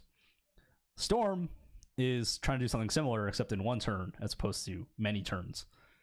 Your opponent plays about as much Magic. I was actually testing against Mike. Exhaustion is annoying to play against. Yeah, so Exhaustion is very good. One of the things I kind of noticed for Mike's deck and his build, I don't know how much he's changed it since the last time he played it, is that he tended to play a little bit too much ramp and not enough draw. So he finds himself in a lot of situations where he just cannot keep going off. Correct. And that's a huge concern for this kind of deck, where you need to be drawing multiple cards a turn. Otherwise, you can't actually leverage the fact that you're playing multiple turns, right? If you have to spend every turn just playing an extra turn, but you can't even play a land drop, you're not getting anywhere in value. He did admit to me that while we were playtesting before the tournament, that he does not have spot removal in the main deck, at least. So sure, if Anthony drops a lord like the Brawl in his hand, he just has free reign over the next turn afterwards. A lot of ramp coming out for Mike already, and in for one, might as well turn it sideways if you have nothing better to do. He's already up to 5 mana with his next land drop. Land, is he going to drop it? And he does just goes for the Brawl. So Mike could be dead next turn. But that is enough mana to cast the Time Warp. I'm just not sure if that's going to be good enough, given that he has no extra draw effects in play yet. Also a shock from Anthony. If Mike has a Teferi in hand, he could Time Warp or Teferi right now and tuck the Brawl. So you can use that as an out. Yeah. Although if Anthony has another Lord in his hand, he could go out from that. So it is just going to be Time Warp. So this is a 5-mana Explore. Another Time Warp. 5-mana Explore. Oh, did he miss a land drop? Wow. He did. So I think he's done then. Crypt is decent. That'll play. But it still puts him very far off of being able to win the game, right? Because like he needs to also deploy this Dictated Crucifix in his hand. Correct. And there's an Exhaustion in Mike's hand, but there's only one taken after turn. Bounce draw? Yeah, he really needs to hit this land drop right now. He needs to draw one more card, or tap one more land, or dude, something. That's true. Yeah. He does not have a Utopia Sprawl in play, so he does need to tap one more land. Shock from Anthony down to 15. We'll see if he can go off this turn while Mike is functionally tapped out. Baral comes down, and the Storm counters come out. Yep, and just tapping the forest to make sure his Cryptic Command is properly paid for. Storm counter comes up. Here comes Caleb Shearer and some Pokemon cards, it looks like, representing the red and the blue mana. We're going to cast Pyretic Ritual. Storm is 2 mana, 3 red. Even a small Grape Shot here just to kill all the Arborels is like pretty value. Storm is 3 up to 5 red. He needs a Manamorphose to make the blue. He has the Manamorphose. Does he have a Gifts? And Gifts would lock this one up. Yeah. Storm is 4. I hope he kills the elves. Sleight of Hand. That is a Gifts Ungiven. And Mike isn't going to concede, but he is dead. Sometimes they whiff. Sometimes they mess up. They can't whiff. Because given how Mike is tapped out, he just gets to go for the mana pile plus the Pass and Flames, and then there's no good option to give. You give him the Pass and Flames and the Manamorphose because it's the least amount of mana. But honestly, all the piles mean the exact same thing. Pyretic Ritual. Storm of 6. Up to 4. Gonna cast the Manamorphose. Gonna produce another blue mana. I feel like the right side is cursed. Like it feels that way. These guys aren't drawing Is this a lands. fizzle, actually? Like, I feel like he had... Yeah, no, he does have... He has enough mana to... Yeah, he does have enough mana. He recognizes it. Yep. So Mike is going to go ahead and concede the match to the Pass and Flames, which is pretty typical. So as far as sideboards go, I actually told him what's a sideboard against Storm. Hopefully he remembers. He has Dampening Sphere. He could bring in Wraths just in case he's afraid of tokens. There are 2 relics. He has a EE, I believe. The big ones being Dampening Sphere and Relics. Dispel is very good against gifts and sometimes a ritual. So I like bringing in the Dispels, the Damping Spheres, and the Relics, and I like bringing in a copy of Engineered Explosives. Right. It's nice to have one hedge against goblins. Mike does have a run path in at 75, but he opts not to bring it in. I mentioned to him that like pathing a Lord is the same thing as leaving a Lord in play to some extent because you're giving them a land. It's similar, but not quite the same because Right. for Storm, that Lord is worth more than 1 or 2 mana. It ends up being worth like close to basically 20 by the end of the turn, right? Whatever the Storm count is, that's how much mana they produce off of that Lord. I noticed that Mike is playing Sphinx's Revelation. I'm actually not a fan of that in his deck. I'm not sure when he's finding the window to cast that for a significant amount of cards. That's true. Especially when he's going off, because that means he needs to have a huge surplus of mana. I think he should run like Think Twice or something instead. I think he just needs more like Search for his Contas or something. He needs to run he's running 3 Jace 2 Teferi, I believe. That seems like the wrong ratio. Yeah. Especially if you're playing Arborels and Utopia Sprawls, I feel like Teferi's got to be a 4 of. I feel like that's almost non-negotiable. Especially when you're playing Nexus of Fate. That card's sweet.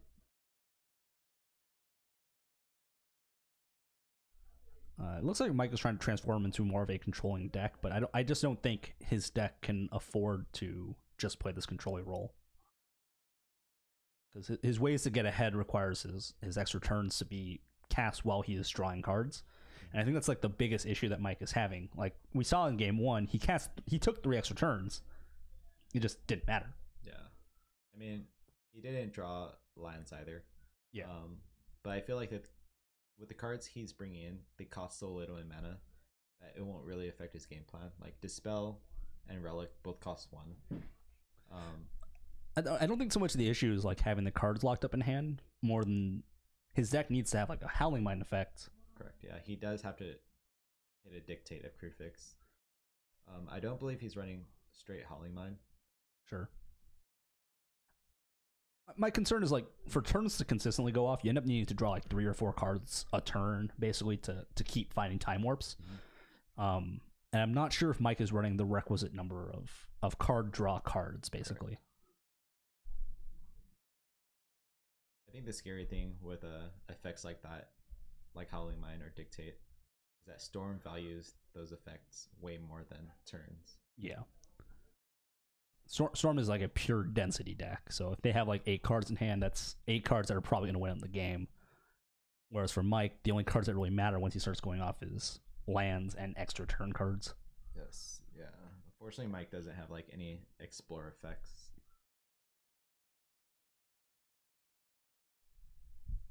I think he's playing Utopia Sprawls, given that he's playing the Arbor Elves. Right. But He told me his best play against any deck is turn 2 Dictator Crewfix. I'd agree. That's probably your strongest play that you can make with the deck. Like, he's like heavily favored if that happens. I don't know if that's true against Storm though. Storm could be playing counter magic on their sideboard if they really want to fight that way. Remands and such. Remand particularly effective against the turn stack because they're tapping like 8 mana to cast a spell. They're usually not casting a spell, 2 spells in a turn.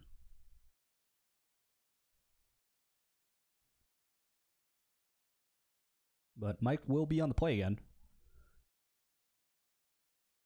See the Arbor Elf, see the Fairy. Is that a Misty? Forest? Forest. Is that a Supreme in his hand? So it looks like Mike did bring in a 4-mana sweeper. I think I prefer the Engineer Explosives. 2 mana to kill all the Goblin tokens is a little bit more effective. But usually the Goblins aren't going to be fast enough that you couldn't necessarily just get the Supreme right down. The bigger concern is if the Goblins to chip in for like 14 or 15 points of damage that like a small Grape Shot kills you.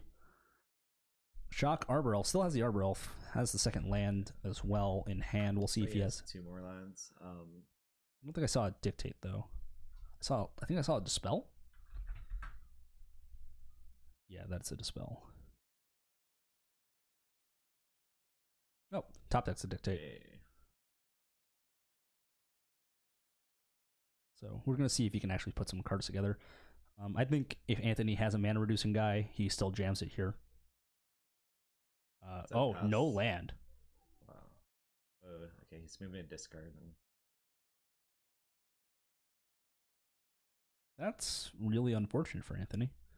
Guess that's what happens when you keep a 1 land Serum Visions and hope to get there. Exhaustion drawn from Mike. Oh no, sorry, that's a Time Warp. Still a turn off from being able to try to go off. Dictate trigger, draw 2. He's gonna draw a line off of this. Oh.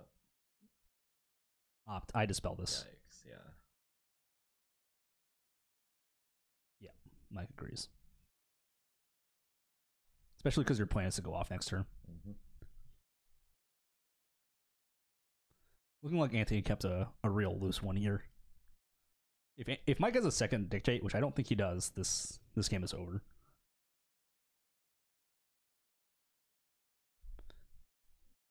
I mean, given that he only saw Dryad Arbors or Arbor Elves game 1. But he also saw Time Warp. True. He saw a couple of Time Walk effects. And a Cryptic Command. So draw 2. Looks like a Howling Mine. Utopia Sprawl. Utopia Sprawl is free to cast. Might as well cast it. Actually, nets a mana with the Arbor Elf. 1, 2, 3, 4, 5. Cast a Fairy. Or that's a Fairy. Time Warp. Snapcaster Mage in hand. So he actually. Is Fairy non-land or? The Fairy is return non-land permanent. Or put non-land permanent 2 from the top. Lame. That'd be sweet if you could tuck his land. Gotta play Plow Under. Yeah, that'd be brutal. So we're going to see a fetch down to 16, probably 14. I don't think Shocking here makes a difference anymore. So 1, 2, 3, 4, 5, 6, 7, 8 mana. So cannot play Teferi and another Time Walk this turn if he has it. Unless he has a Nexus. It goes 1, 2, 3, 4, 5, 6. No, so he's still short for Nexus as well. So probably going to be a snap Time Walk this turn. And a swing in. He can Nexus right now, no? You can Nexus right now, but I don't believe he has the mana to play Teferi. Oh, he has another Time Warp. Okay. 3 mana, second Dictate. So that should be good enough now. Snapcaster in hand. Relic also drawn. Yep, gotta keep hitting your lane drops. Can't miss. And the best thing you do is just ramp and draw in Magic. Mike's playing an Next is a Fate drawn as well. Actually, that's a pretty big draw for Mike. Even do that, I think you just Snapcaster. I think you Snapcaster Time Walk so you can put a clock on. Yeah. Anthony, but I guess it's the same. If like, it could make the difference though, right? Just like having the extra damage down. That's true. Because if you have the damage down now, you still have that Time Walk available next turn. Clock. Yeah. 3 damage a turn. Nexus of Fate drawn from one of the 3, and it's gonna be another Nexus being cast this turn. I think I still like casting the Cryptic, but in for 2 or 1 down to 17. The Fate shuffles back in.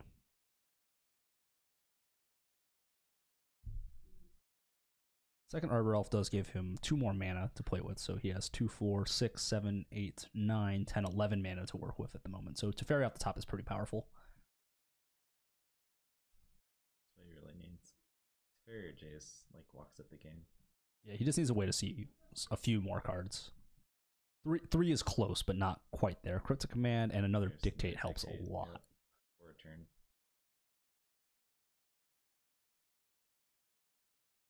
Yep, Snap, Time Warp. Hope he attacks with elves right now. He can attack with one of the elves because he wants to cast the Dictate. Is Dictate on upkeep? It's a draw step trigger. Oh, I mean, you could just cast it on your upkeep then. You could, but I think you'd rather have the extra mana available. And in particular, you might be looking at crypticing your own Snapcaster Mage to cast another Time Warp.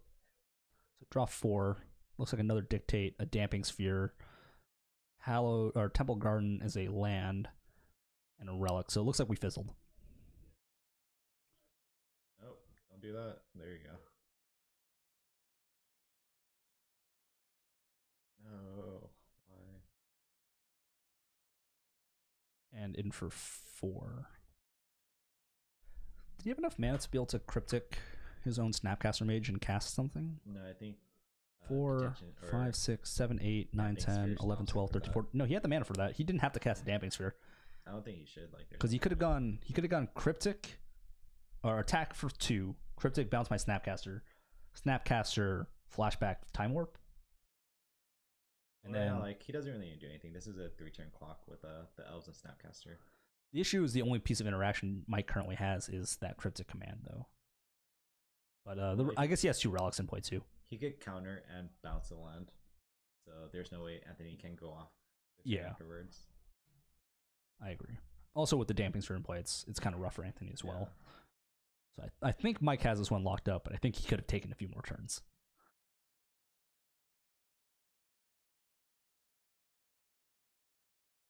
I like counter bounce my snap. Well, draws a fairy anyways. All good.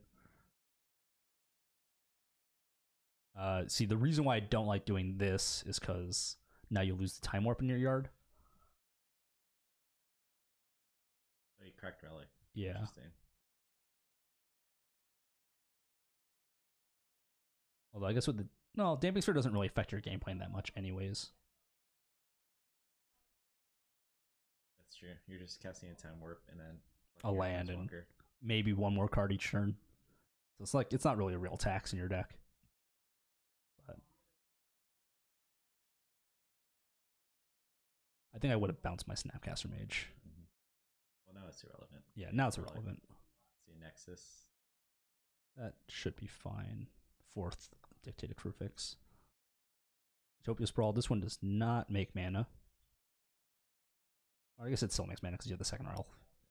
You can produce 6 mana off of the land. 9 because he has 2 elves. Oh, true, yeah. Forget it taps for itself. So 1, 2. Like Part the Water Veil. That yeah. island. So that's a 5/5? 6/6. 6/6. So yeah, you just attack twice in that game. Yep, GG. Yep. Take 10. Go to 1. Go to concede. So Mike takes it in game 2. A little bit unfortunate for Anthony. I actually think if he had a couple more lands, he probably could have played through the interaction that Mike had. But you know that happens, right? Like you kept a 1-lander with Searing Visions and hoped it was going to be good enough. I wonder if you mull hands that are decent but mediocre, considering Mike has a Dictate. You could just draw out of your mulligans. Like if he mulled there and he drew a shitload of lands, sorry for the profanity. If he drew a bunch of lands, go down to 5, you eventually draw more off a Dictate. Yeah, but the concern is like the Dictate definitely benefits Mike more than it benefits you because he's trying to take multiple turns to get bigger advantage from that. Like sometimes, playing your cards. Like sometimes you could take advantage of that. Yeah, just by keeping like not loose hands, but greedy hands that are good.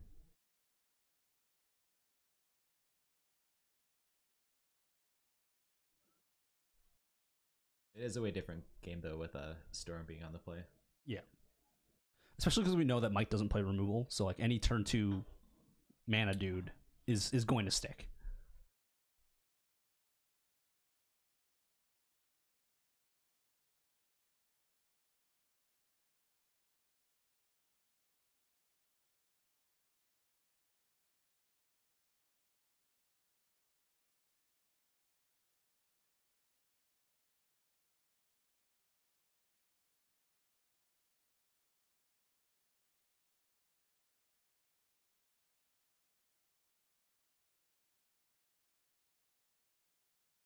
I don't think Anthony re-sideboarded, right? So he felt comfortable with what he already brought in. I don't feel like there's much to bring in against. It's like a couple bounce spells, really, is it, right? Yeah, like he still wanna. Yep, managed to get a game out. Yep. Anthony kept a 1-lander, didn't draw a land. What's up, Kyle? Mike drew many copies of Dictated Crucifix.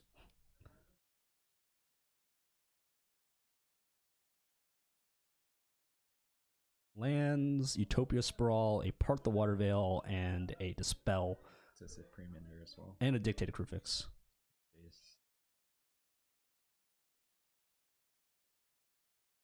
Fetch Shock, Utopia Sprawl. I think if I'm on the draw, I bring in Paths if I'm Mike against Storm. And this is a turn 2 mana dude from Mike, so Mike could be dead next turn. Like so strictly for the sensor, why you bring in Paths on the draw. So like Mike can pass with the spell up and flash and dictate if Anthony does nothing.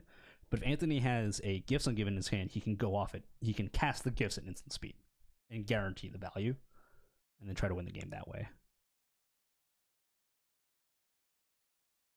Unfortunately, the rest of Mike's hand is looking pretty weak besides that dispel. So I think he is kind of priced into trying to get this Dictate of Crucifix to resolve, if at all possible. And he might consider casting this Utopia Sprawl on his breeding pool. I don't know what color he named with the first one, though. Probably blue. Mm-hmm. What's unfortunate is he can't do both, like Dispel and Dictate. Yeah.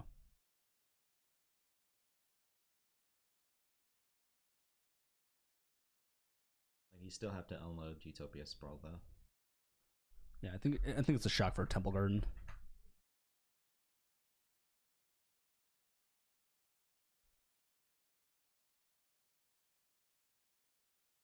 Well, he has the white source in hand, so maybe didn't need to go for the Temple Garden, but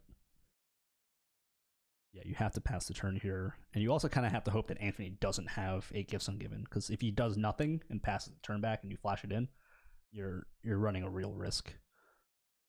Well, with 2 mana open, he could still, if he has a Metamorphose, he could still like respond.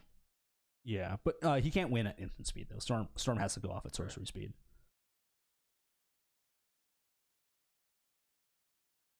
It looks like Anthony missed on land again. Mm-hmm. Is that a Pieces of the Puzzle? I think that's 2 copies of Piece of the Puzzle. Yeah. I feel like you play Pyretic into Pieces of the Puzzle. You can just cast pieces. Well, then you're tapped out. Oh, sure. But I think if you cast Pyretic... You float a red. Sure. For any other rituals that come up. He has a Metamorphose in hand as well, I believe, but that's not enough to win the game, exactly.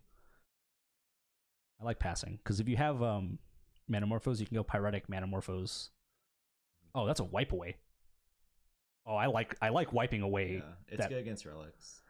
But it's not great against that because you can still tap it in response for mana. But I still like wiping away the breeding pool. Really nice. And the Utopia Sprawls go. Mike set back almost 3 turns because of that. This is brutal.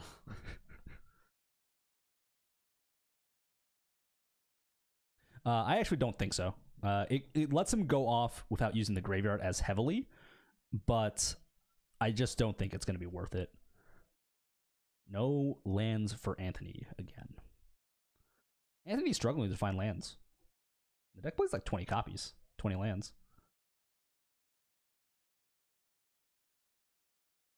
I think realistically, especially after you saw Relic being the primary hate card of choice for Mike, I think you should have been focusing more on speed. Scry is probably a land, otherwise I would have shipped it to the bottom, but looks like it was a Manamorphose. Is he going to go for it this turn? Looks like it. Pulling out the cards. Yeah, so he's going to walk into a Dispel.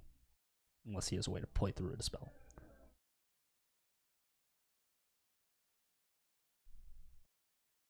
I actually like Dispelling the first spell that he casts. Yep. Nip this problem in the bud.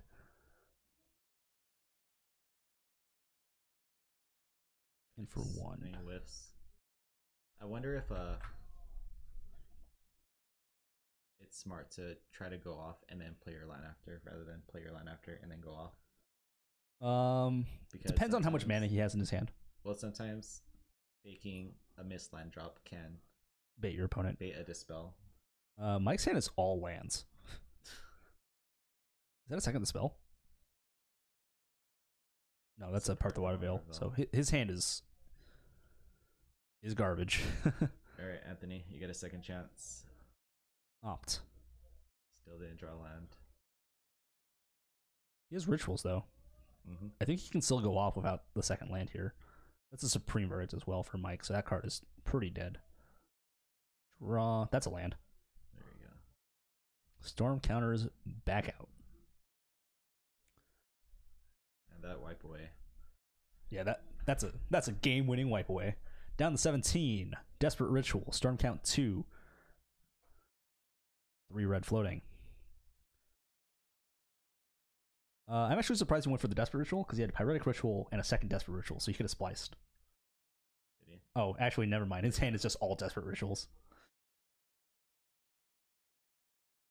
Maybe he didn't splice the first one because seeing how... I don't think he had enough mana to splice the first one. Possibly. I feel like a lot of people don't splice enough. Yeah. I agree, especially because it's just like free value. Yeah, especially against decks that don't have blue. For some reason, like they still don't splice. We're gonna see a piece of the puzzle, land, pieces. So you get pieces and something else. Serum Visions, Pyretic Ritual. So pieces ritual. Ritual, yeah. What's up, Spark Jacket? Mike is looking real dead here. There's actually a Pass in Flames in Anthony's hand as well, I believe. Oh no, that's an Abrade. That's interesting. I guess he was figuring that there was going to be Howling Mind effects for sure. Possibly. Or like not Digger's Cage or something. Yeah, not taking the ritual. That's interesting. Well, you could like Pass in Flames it, so... Pieces of the puzzle. So down to 3 red floating. Unsubstantiate, gifts ungiven, land, opt, land. Not great. It's pretty bad. He really needs a Manamorphose. I believe he has Manamorphose in hand. Oh no, he cast it. He already cast it. He just needs better draw spells. But with the Unsubstantiate, he could just target his Grape Shot. Gifts, 1 red floating. So that's not going to be enough mana post.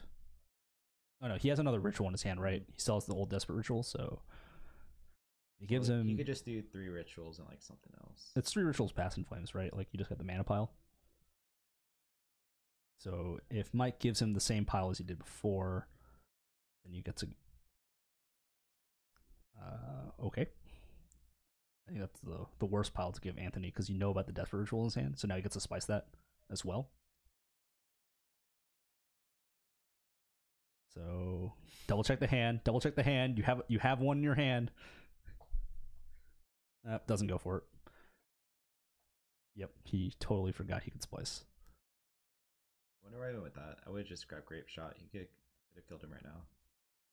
If Anthony... Well, I don't think he has enough mana to do it that way. Splice. Didn't he already have Pass in Flames in the yard or something? No, he didn't. Okay.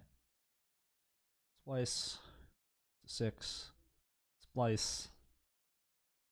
+3 up to 9. I think that's the thing with a lot of Storm players too. Like, they do like to play with their food. Like, they got the game 1 like 4 spells prior to winning, but they decide to like see how far they could go. Like,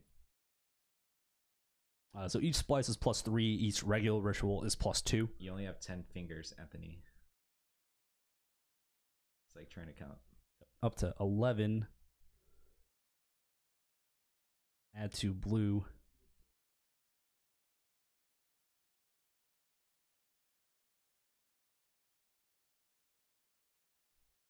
Just cast the gifts and win the game already. Okay, piece of the puzzle.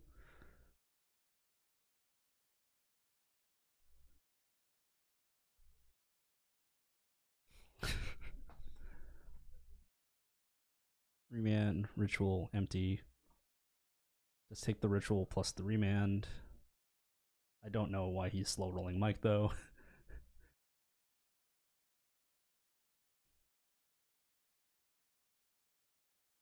Like I said, man, I like playing with their food.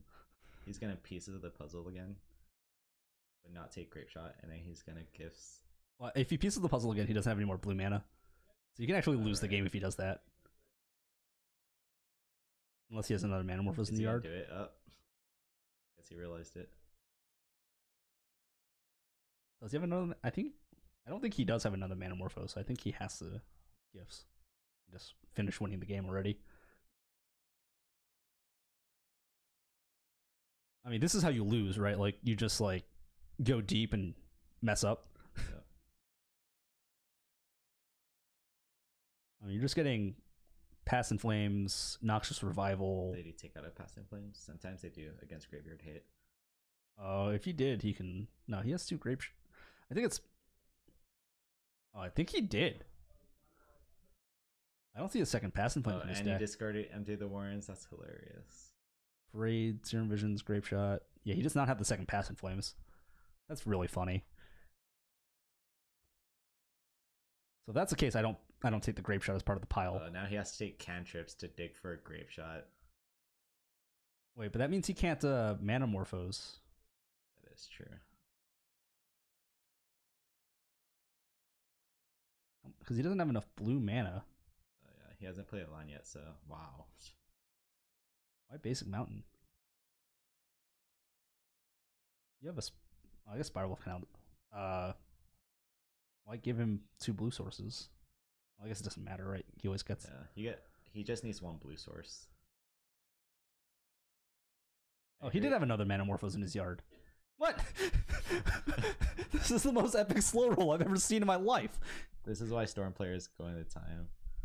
Did he already have a land drop? Doesn't matter. He drew the Grape Shot. Jesus Christ. Why you slow roll? All right, Anthony with the most epic of slow rolls there had the second Manamorphose.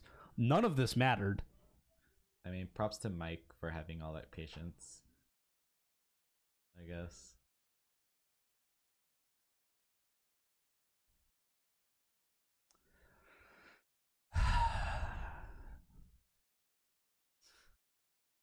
I'm like not really sure what just happened. So next on stream will be Anthony Storm versus Anonymous. I don't think that's going to happen.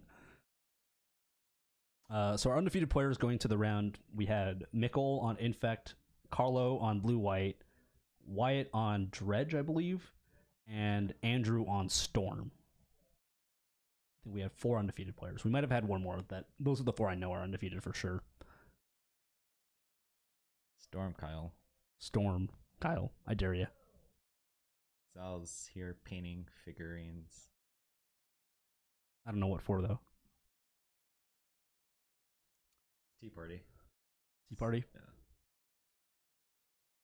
Legion Diorama. Oh, he started playing Dungeons and Dragons, right? Yeah. They had it yesterday. Tuesday? Yeah. Yeah. It is a goldfish. It is a goldfish that Storm is pretty favored in. Because similarly to KCI, you go like, Thoughtsy is you. And they're like, I play Pass in Flames. And you're like, yes, you do. I would rather not watch Storm versus KCI. That sounds terrible. Yeah, I'd rather watch Storm versus Storm than KCI. See, you just hit them with the epic Mirror Breaker tech. You go Quicken Grape Shot in response to your opponent's Grape Shot. That is true. That's how you get them. Or you could go Infinite Doctors again, and then they go like Or Storm goes like 20 tokens, and then you just rebuttal with like infinite Thopters.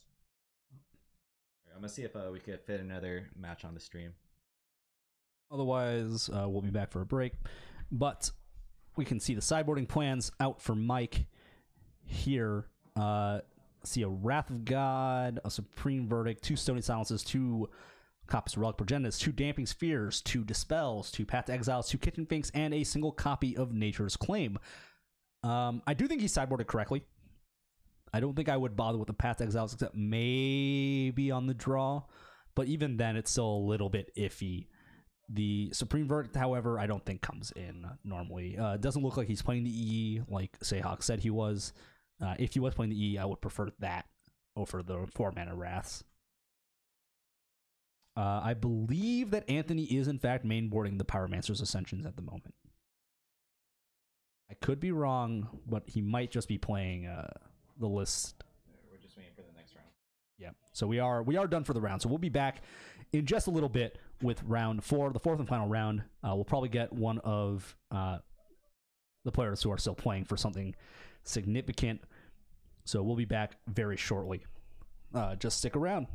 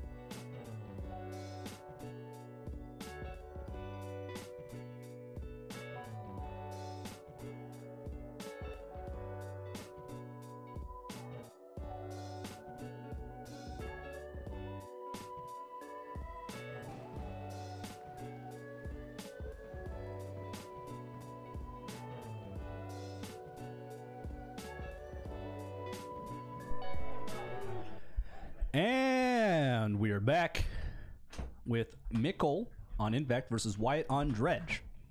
Keeping up on the trend of the most fair and balanced Magic that Modern has to offer. Scoping around the room, it doesn't seem like there are any reactive decks aside from the control deck. Aside from Carlo. Yeah, like there's an Abzan deck that just goes infinite.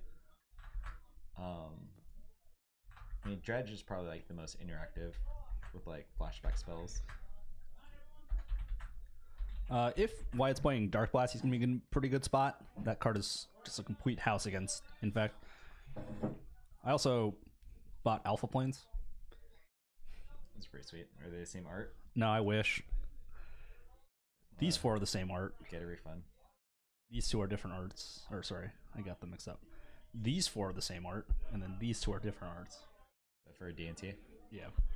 I would have just waited to get like they look similar. The two others, I guess. Well, it's fine because like if I pick up more planes, like that's fine. Because right now I'm playing 6 and 6 anyway. 6 no cover planes, 6 regular planes. So like that's fine for my deck. But if I play more, if I pick up more alpha planes, then I'll try to pick up these. I prefer this art anyways. This one. Because that is the art that's used for conversion, which I'll also pull up.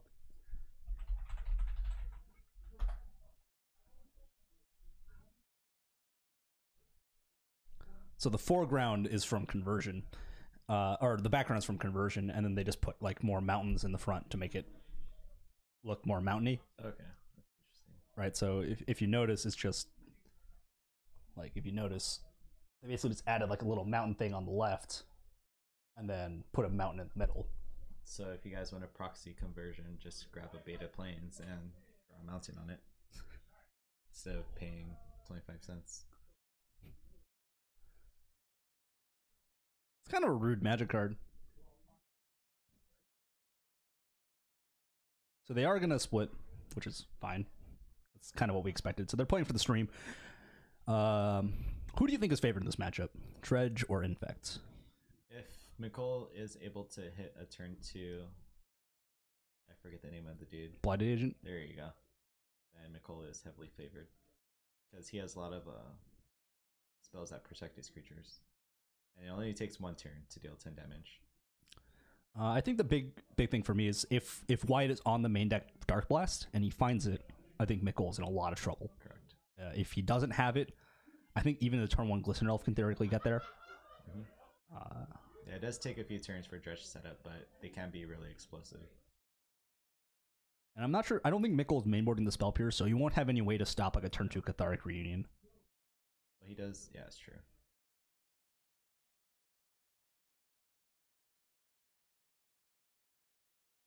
How do you determine who goes first? How do I? I usually do odds evens. I feel like that's the fairest way. It's also faster. You don't just sit there rolling dice forever. I hate the whole like rock, paper, scissors, lizard stuff. Like, it takes up like 5 minutes of your round. And like, you see a control player doing it. Like, what are you doing, dude? That's why you go to time. Copperline Gorge, which is the best land for Dredge to start off with usually, because they need the green mana, and the black mana can come way later. You really don't need the black mana in Dredge. Other than to cast your Dredge targets and post-board Thoughtseizes. Doesn't look like there's that many free creatures. I guess he has Bloodghast plus Prize Amalgam, but I'm not sure if he has a lot of Dredgers. That's pretty slow. He did have a loan. Yeah. He also had a Sinkweed Imp, actually.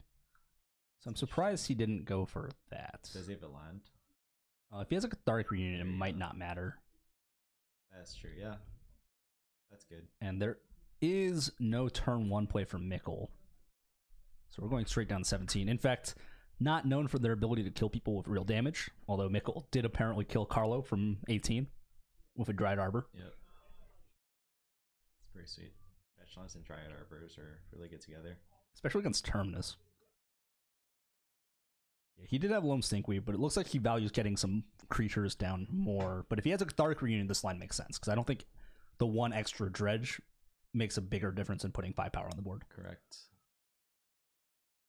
I feel like this play allows for a more And explosive he does have the Cathartic Reunion. next turn.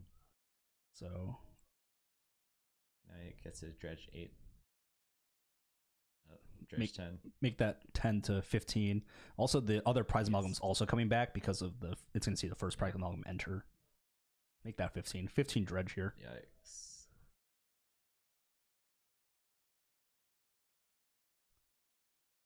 I guess like the only difference is that he wouldn't have a Bloodghast this turn.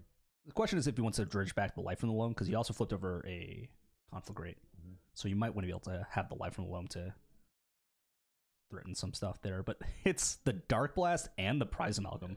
I think that's going to be enough. I think doing it this way allows for price amalgam to come into play right away as well. Yeah, so the prize amalgam will enter on Wyatt's end step, and then on Mikkel's end step, the other two will come in. Mm-hmm. So Mikkel is going to be looking at 11 power by the end of his turn too, with the Dark Blast staring him down.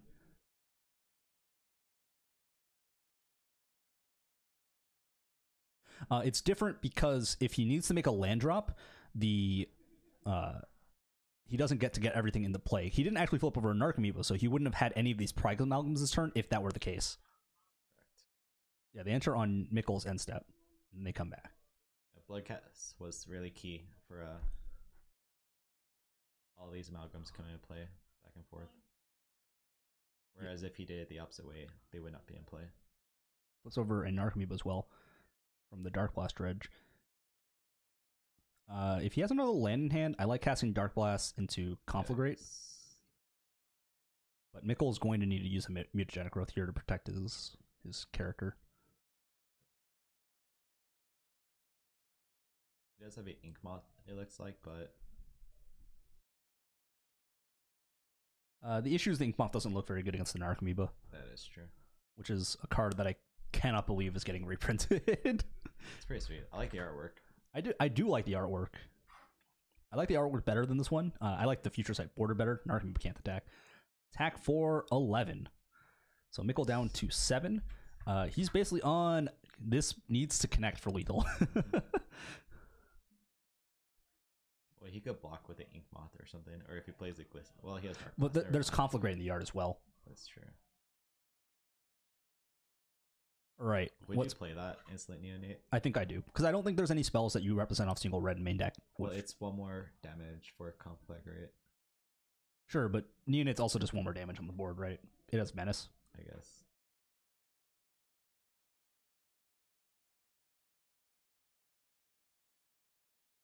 I'm thinking for Wyatt, he should have cast a Loam in his hand, and then dredge back a land, then cast a Dark Blast, because it gives him with more resources to play with. So Mikkel counting, which is not a good sign for the dredge player. I mean, like, he has to count, right? Yeah. It's either that or he loses. Inkmoth Nexus is the land. That's not on the green source. I don't know if that cuts it. Yeah. Let's go 3 mutagenic gross and something else. All right, Rancor in for 3. That's it. That's all we got.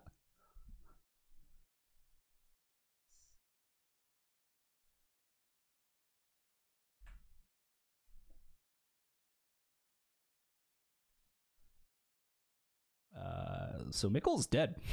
Yep. And we're gonna discard Driven to Despair. What does that do? You pull it up? Yeah, that one has fake flashback. So Driven to Despair. The first half is Driven. Don't want to scroll that down. Until end of turn, creatures you control get Trample, and whenever this creature deals combat damage to a player, draw a card. And Despair, which is 1 black Aftermath, so you may only cast this from your graveyard. Until end of turns, your creatures gain Menace, and whenever it deals damage to a player, that player discards a card. That's pretty cool. Does that usually run? It's not uncommon as a one of. I like split cards. Yep, just Conflagrate upstairs for 5, turn the creature sideways, and Mikkel is dead. Split cards are cool. Like, you get the best of... Not the best. You get the medium of both worlds, usually. Except for, like, Wear Terror, where it gets to be a smelt and a disenchant kind of effect. What's that mechanic called? Fuse. Fuse, yeah. Oh, sweet. Fuse cards are back. Coming back. I don't think they're just 2 split cards.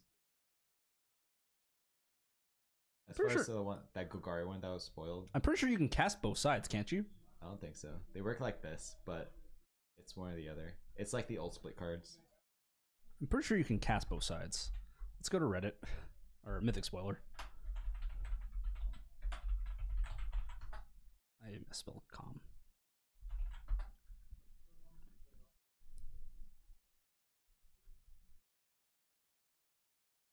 No fuse. No fuse.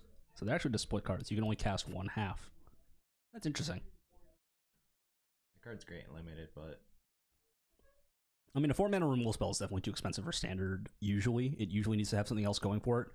yeah. In this case, it's like a disenchant as well. it can destroy like any permanent except for planeswalkers. Yeah, but like most of the permanents that you're looking to hit are planeswalkers or creatures usually. Correct. So, and Vraska's Contempt is not rotating. All right, it's excellent. Yep, that's Ixalan. So, unlikely that this will see play over Vraska's Contempt in most decks. Correct. Unless for some reason black-green is easier to make than black-black. I doubt it. We have Shocklands. So Yeah, you have Shocklands and Checklands. yeah, What, enemy Checklands? So you have perfect mana if you're playing enemy colors? that's true. I guess we're going back to cons. Is that right? I mean, 2-color decks are going to be pretty easy, and 3-color decks are reasonable, I think. If you're playing the Khans of Tarkir's wedges. I think it'll be fine. We still have Because you'll have... in round 3. It's like- Checklands and Shocklands, and I believe that's it. I mean, you can play- Ixalan had the cycle lands, but those are unfortunately rotating out. yeah. Or not Ixalan, Ixalan, what were the land cycle from Ixalan? Did it have one? They just had the flip ones. Yeah, right? they didn't. I don't think they actually had a rare land cycle for dual colors. No. So it's just the Shocklands and the Checklands then, right now for fixing, and Gilgates. But Nobody's gonna run that. Yeah. Hopefully they reprint let's call it Maze's End. I feel like you have to, right? Where do the guild gates go? I don't know if you reprint Maze's End, because Maze's End was like a particular story card, right? Like it was relevant for that story. I don't even know the story, but So basically, in Return to Ravnica, in the original Return to Ravnica, the Guild Pact is falling apart because of reasons. So as a result, they have this challenge that was written into the original Guild Pact, which required all 10 guilds send a representative to be a runner for them.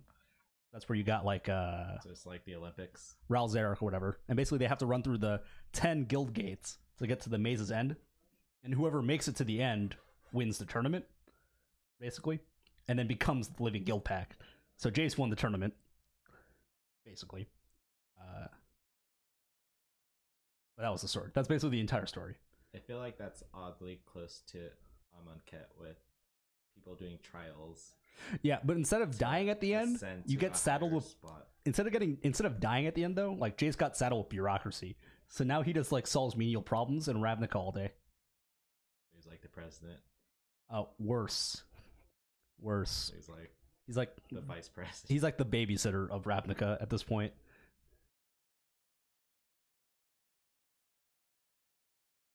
Lightning Axe for Wyatt, but it's a mull. And it looks like a mull for Mikkel as well. So apparently this Mythic Edition, which are all foil planeswalkers, are not being released outside of the United States. Yeah, I heard. And I Wait, United States? I thought it was just Hasbro. just apparently the US. It's not happening outside the US. Oh, okay, sweet. I could like buy them up and sell it to. And I believe do you get all of them in a box? I think you do, right? Yes. It comes as a set with like boosters or something. Yeah, so like I think you get like 8 boosters. Each one will have one of the planeswalkers in it. I think the box costs $240. Yeah, I wonder what like. The missing planeswalker is a new Vraska, It's interesting. because they announced that the only planeswalkers in guilds is Ral, Zarek, and Vraska. I I don't know why they printed Teferi in this. I mean, if these are the... Is it like Comic-Con?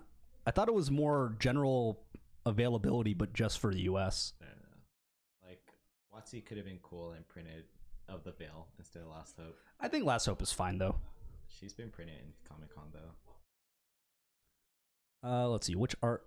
I like the Elspeth art, because it's kind of her leaving the Theros underworld kind of thing. So she's coming back to life. Yeah.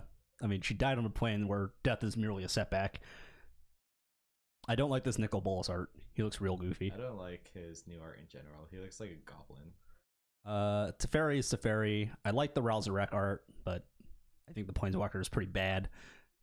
I like it as a card, but as far as constructed goes, yeah, it's bad. It's pretty much Chandra ult, and you draw 2. Like, that's cool, but it doesn't... It gets there slower than Chandra, right? But again, like, as from, like, a casual perspective, that card's great. Like, if you just want to play fun Magic, like, you play that. Duretius. Yeah, that's just, like, EDH. He's fun, though. I don't actually mind the new Overgrown Tomb art. Yeah, the only one that sucks is the Steam Fence. Because it is neither one. Sacred Foundry actually looks pretty sweet. Like, Steam Fence does not look great. It is neither Steam or Fence. Foundry's alright. Alright, what's happening on this board? Blighted Agent and Glistener Elf coming down for Mikkel. 1 Infect coming across, and life totals are wrong. 16 from from 17 from single shock versus, I don't know, double fetch plus shock. 1 Infect, no Dredge in the graveyard. It looks like it's going to be a turn 3 win for Mikkel. Mikkel's on 1 card. Mikkel has 1 card in hand. Oh yeah? Yeah, so I actually don't think he can kill Wyatt next turn. That's true. Hopefully there's not a Dark Blast in his hand. Yeah, I agree with you, Spark Jacket. Nicol Bolas looks like some gremlin. Goblin or a gremlin. Yeah. His face is too scrunched. And Abrupt Decay going after the Blighted Agent makes a lot of sense. Right. Well, if he draws 2 Might of Crostas, he gets there, right? Yes. Any 2 4 pumps, not a might. Yikes. In for 2. I'm just going to hide this because they're doing a good job of representing Infect on screen. All right, Cathartic Reunion. Spell Pierce? Spell Pierce. Get him. That's pretty good. Pass. All right. Become Immense is pretty good now. Become Immense is almost lethal. Become Immense plus Punch Spell is lethal. Looks like he doesn't have it though. He just has some reactive spells. In for 1. Up to 3 Infect is Wyatt. Life in the Loam, Dredged. Hits Sinkweed Imp and Bloodghast. Sinkweed Imp cannot, or Bloodghast cannot block. Casts the Life in the Loam targeting 3 lands, and this is going to get back the Prize Amalgam because of the Bloodghast mill.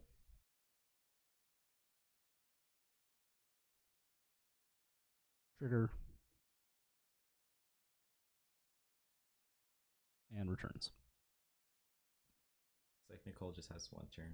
So Become Immense is lethal still here, and that is definitely enough. 4 plus 6 is dead. Yeah, I think that was he had to play that turn because he could just start blocking with Prize Amalgam. Yeah, I think you lose if you can't kill him that turn, especially because he's got the Dredge 5 in the yard plus Loam, so flipping over a Conflagrate's also this game. Yep. So good draw for Mikkel hitting the Become Immense in that spot. So Mikkel tying it up 1-1. Looks like on a multi 5 as well.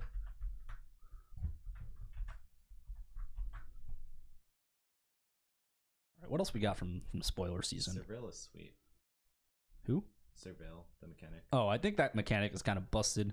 Like, all right, you can be casual and like mill an Archamiba. I think the new Goblin Legion Warboss, the new Goblin Rabblemaster, I think he's very good. Really? I actually think he's very good. He's no Goblin Rabblemaster. In some situations, he's better because you don't force your other goblins to attack. Yeah, that's true. Right? He always forces you to attack with at least 1 goblin, but he doesn't force you to attack. And also, in the event that your opponent has like spot removal, this is a little bit better against spot removal because you get to pump the other goblin if they don't have it on the first turn. I think this card is very, very good. Just keep in mind that Chain Whirler is still a card, so This is better against Chain Whirler than Realm is Masters, true. though. Correct. It does match up kind of poorly, and the deck playing War Boss is also probably playing Chain Whirler. Hey, we have Siege Gang. We could get a solid Goblin deck. Goblin still sucks. Turn one. It's won Legacy events. In like 2006. Owen Turtenwald famously top 8'd GP Flash Hulk with Goblins. Flash Hulk. And not only top 8'd, he got second at GP Flash Hulk. I mean, with Goblins. People are unprepared. No Dredger in those two, so this is going to eat a Spell Pierce and it's going to feel real bad. Yep. Yikes. Fetch Shock for Mikkel because there's no basic island in his deck. Yeah. Pitching a Narcomoeba shows how weak Wyatt's hand is. Alright, what else we got? I think Thought Erasure is going to be pretty good in Standard. Quasi-Duplicate is such a stupid name. I agree. Underrealm Lynch is a sweet card. Is that a mythic? It is a mythic. Yeah. You can go infinite with Great Talk Monster. Or the limit your deck, I guess. So. This card is interesting. Yeah. I think it's a little bit expensive. Spellskite coming down, so it's going to make the conflict rate a little bit worse. You have to point at least 1 damage at the Spellskite and the rest upstairs. Still no threat, though. And Bloodghast does not fight effectively here. Second Inkmoth Nexus for Mikkel. Yeah. And that's going to be a Might of Volcrosa in the main step. In for 5. Halfway there. 13 more miles to go. Oh my god, this card is a mythic. Oh yeah, that's bad. What? You know what stops that? A blocker? Everything, yep. We're talking about a Impervious Great Worm, the Bio Box promo. It's a mythic? Well, it's a 16/16 that you could play for 3 mana. Wait, but is it in the set? Or is it only by a I think box? it's only Bio Box. Okay, then I don't care. Unless they like changed it because of Nexus. Necrotic Wound isn't bad as a removal spell. Jumpstart's cool. It's Yeah. just a stupid name for a mechanic. Also, like, it's not very powerful. Like, it's fixed flashback, basically. Right. Which I don't think was a mechanic that necessarily needed fixing. Jumpstart's almost just better than, or similar. It's similar to Retrace. So it should have been like the name for a. Wow, that's a miss. Collective Brutality looks at the hand, and there's no instants and sorceries in the hand. Dryad Arbor, Force, Fetch. Second Inkmoth Nexus. Pump spell? Third Inkmoth. There are 2 Inkmoths. Third, so you you're can right. attack for 2 right now. Is it a pump spell? Do we see a pump spell here? Pump spell for game? It has to be a pump spell, because otherwise there's no way. Yeah, and that's 10U. What a way to win. Alright, so Mikkel takes it with Invect 2-1 over Dredge, although they split, so it's not a huge difference. So we're going to keep talking about random spoilers. Yeah. But yeah, Jumpstart should have been the name of the crew mechanic. It's way more playful. They're like jumpstarting the vehicles. This card is terrible. Deals damage to any target. Sorcery Speed. Yep. As a solid 10th pick or whatever. It's like a 5th pick in Limited. Like, it's bad removal, but it's target. It's any target. Alright, that's whatever. Deadly Visit is pretty good removal for Limited. Like, I feel like you just draft at least one of those. Max. Oh, I think this card is insane, actually. The Conclave Tribunal. Yeah, that card's sick. Like, if you're playing, like... Maybe I'll see play in a modern D&T.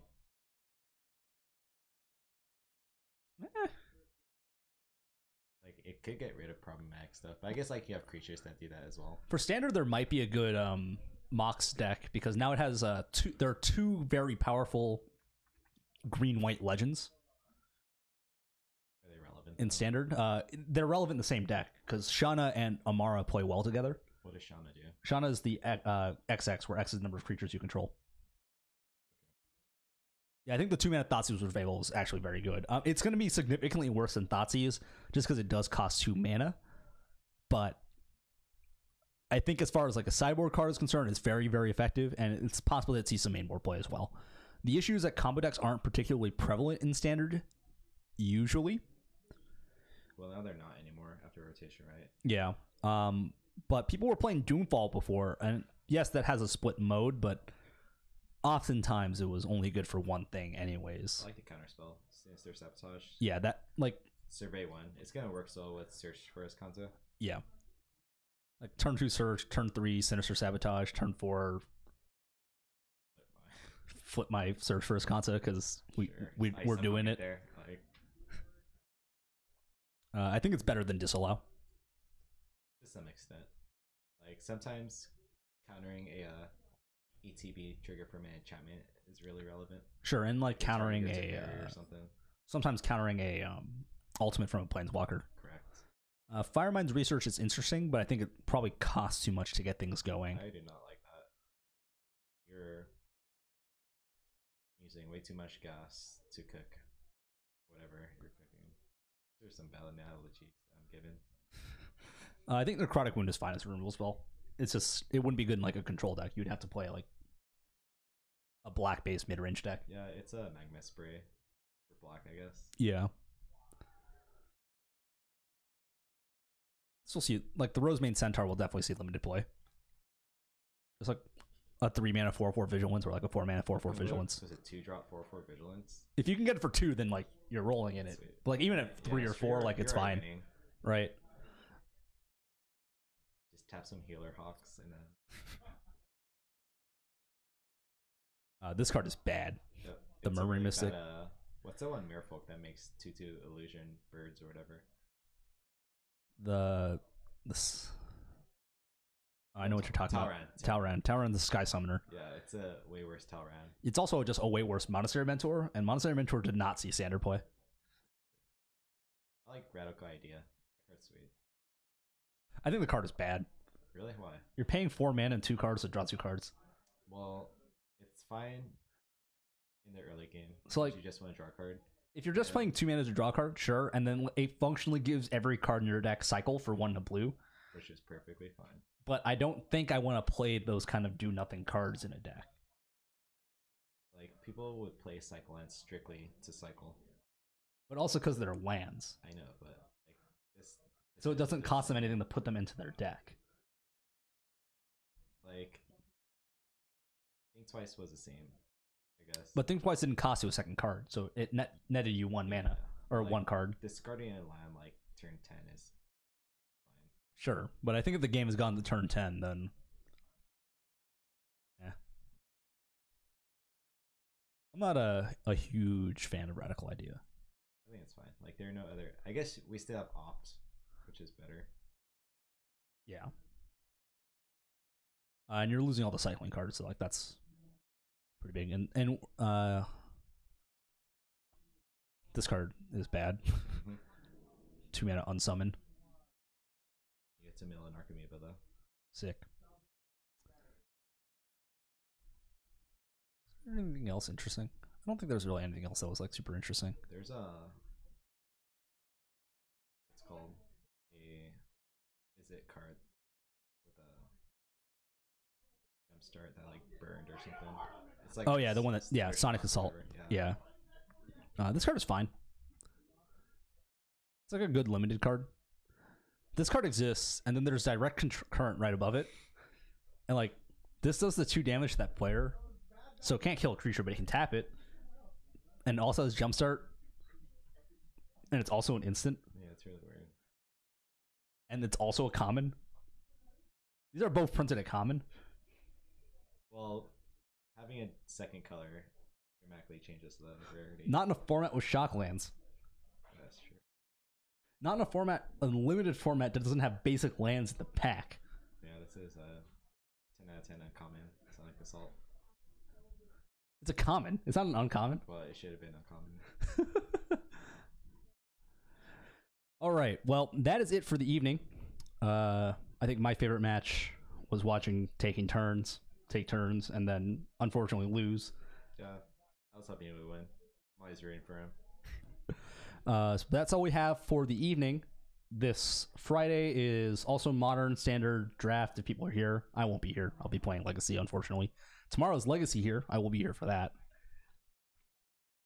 That's all I got. I will not be here for a good while. Where are you going, Seyhak? Work. Work? Yep. Where are you I'll working? be here for Are you gonna be here for the PPTQ? Yeah, just a stream or Just to hang out? I guess. Because you already won your PPTQ. Something like that. It's just whack. Can't get points. The struggles of winning a PPTQ early in the season. Like, do I want to go? All right. Well, that's all we have for the evening. Thanks for watching. Looks like our true undefeated player is going to be Mikkel again. I think this is like the third week in a row for Mikkel. That's good. All right. I mean, he should just not split if he's on a roll, right? I know, right? Also got his PPTQ win too. Never split.